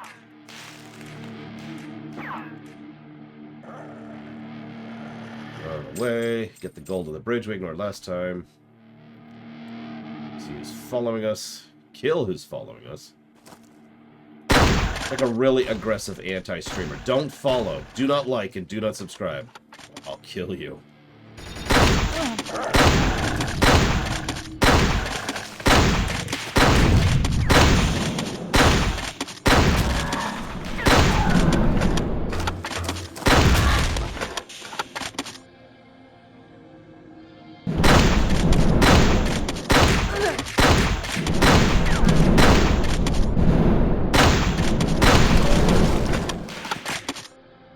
But in all sincerity, I'm like 99% certain my theories are wrong about the demons. And that's fine. I can live with that. I'm just theory crafting. Don't mind me.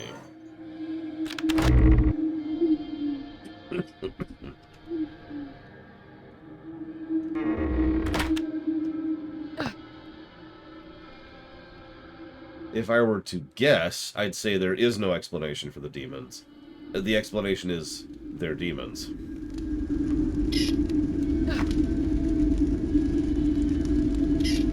Come on, here we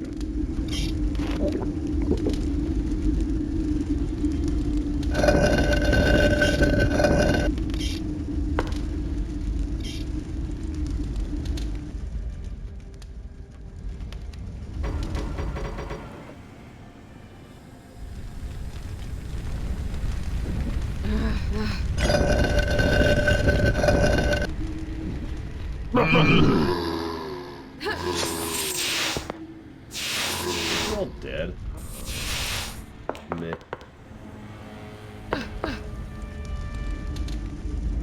The orcs? The orcs feel like, refugees from the surface. Now, given how incredibly sexy they are... No, I'm joking. They do feel more surface-bound than the dwarves or the minotaurs, which are the other two species... Whoa! Which are the other two species we know are native to the underground. Those two feel more underground native. There's a degree of logic there. There's also an implicit bias built into that, though. The idea that maybe the surface world only tolerates certain species.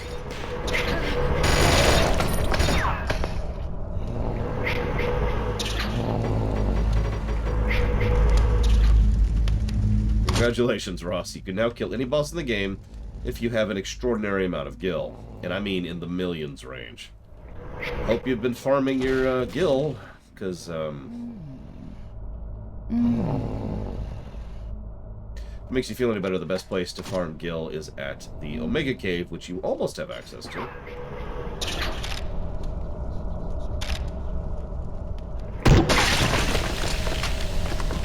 Ah, well, if you have the fast travel, then you have access to the Omega Cave. I highly recommend if you're well, okay. I highly recommend you immediately go to the last dungeon, like save before you go to the last dungeon, then go to the last dungeon and see how that works out for you.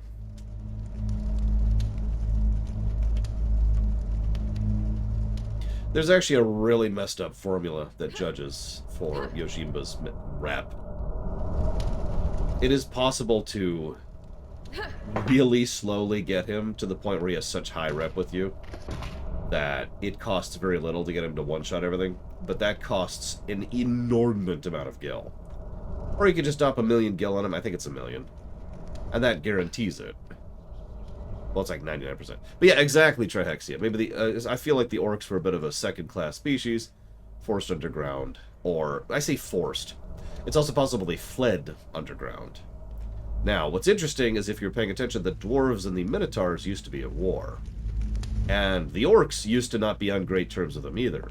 It was only when the demons started being like, hey, we're demons, that the three tribes started unifying. So it's entirely possible that the orcs fled underground and nobody wanted them there until the demons showed up. So, as usual, the demons are purveyors of peace. As you do. Yeah, oh, sorry, I didn't get to finish my sentence, Mr. Red. In exchange for you being awesome. I don't actually have anything to offer you, but in exchange for trying to do the best job I can in this game, if you don't mind just fully backseating me, I'm honestly okay with that at this point.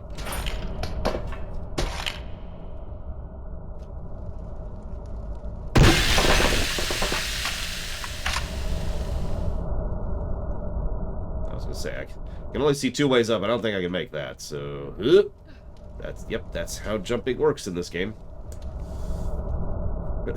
In this engine, excuse me. Nope, that's not either. I have no idea, Trihexia. I've already decided I'm going to go ahead and buy the DLC thing just to support the dev.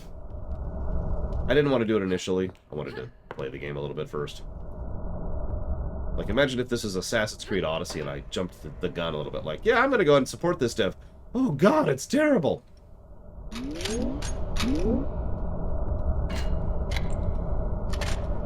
I am really low on most of my ammo right now. Alright, I can do this. I can do this. Oh, Jesus. Okay. That is actually wrong. Alright. Save.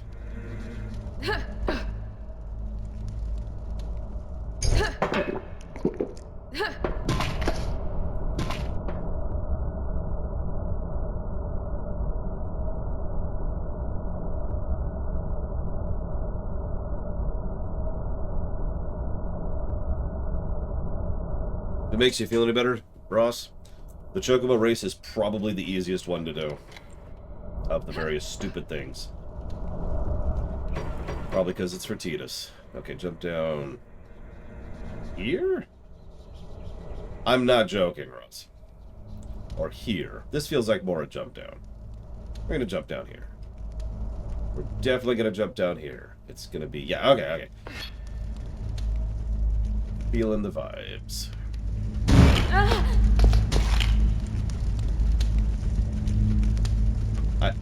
What hit me?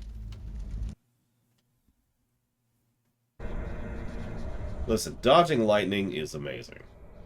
I don't know what you're talking about.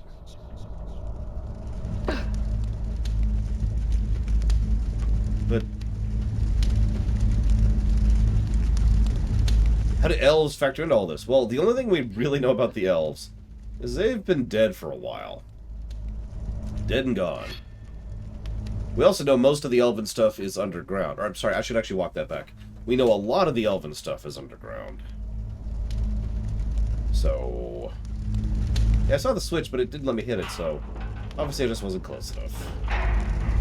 See, this is why you're here, Mr. Red, because I would have just gone on and assumed I couldn't hit that switch. Because I tried, and it was like, no.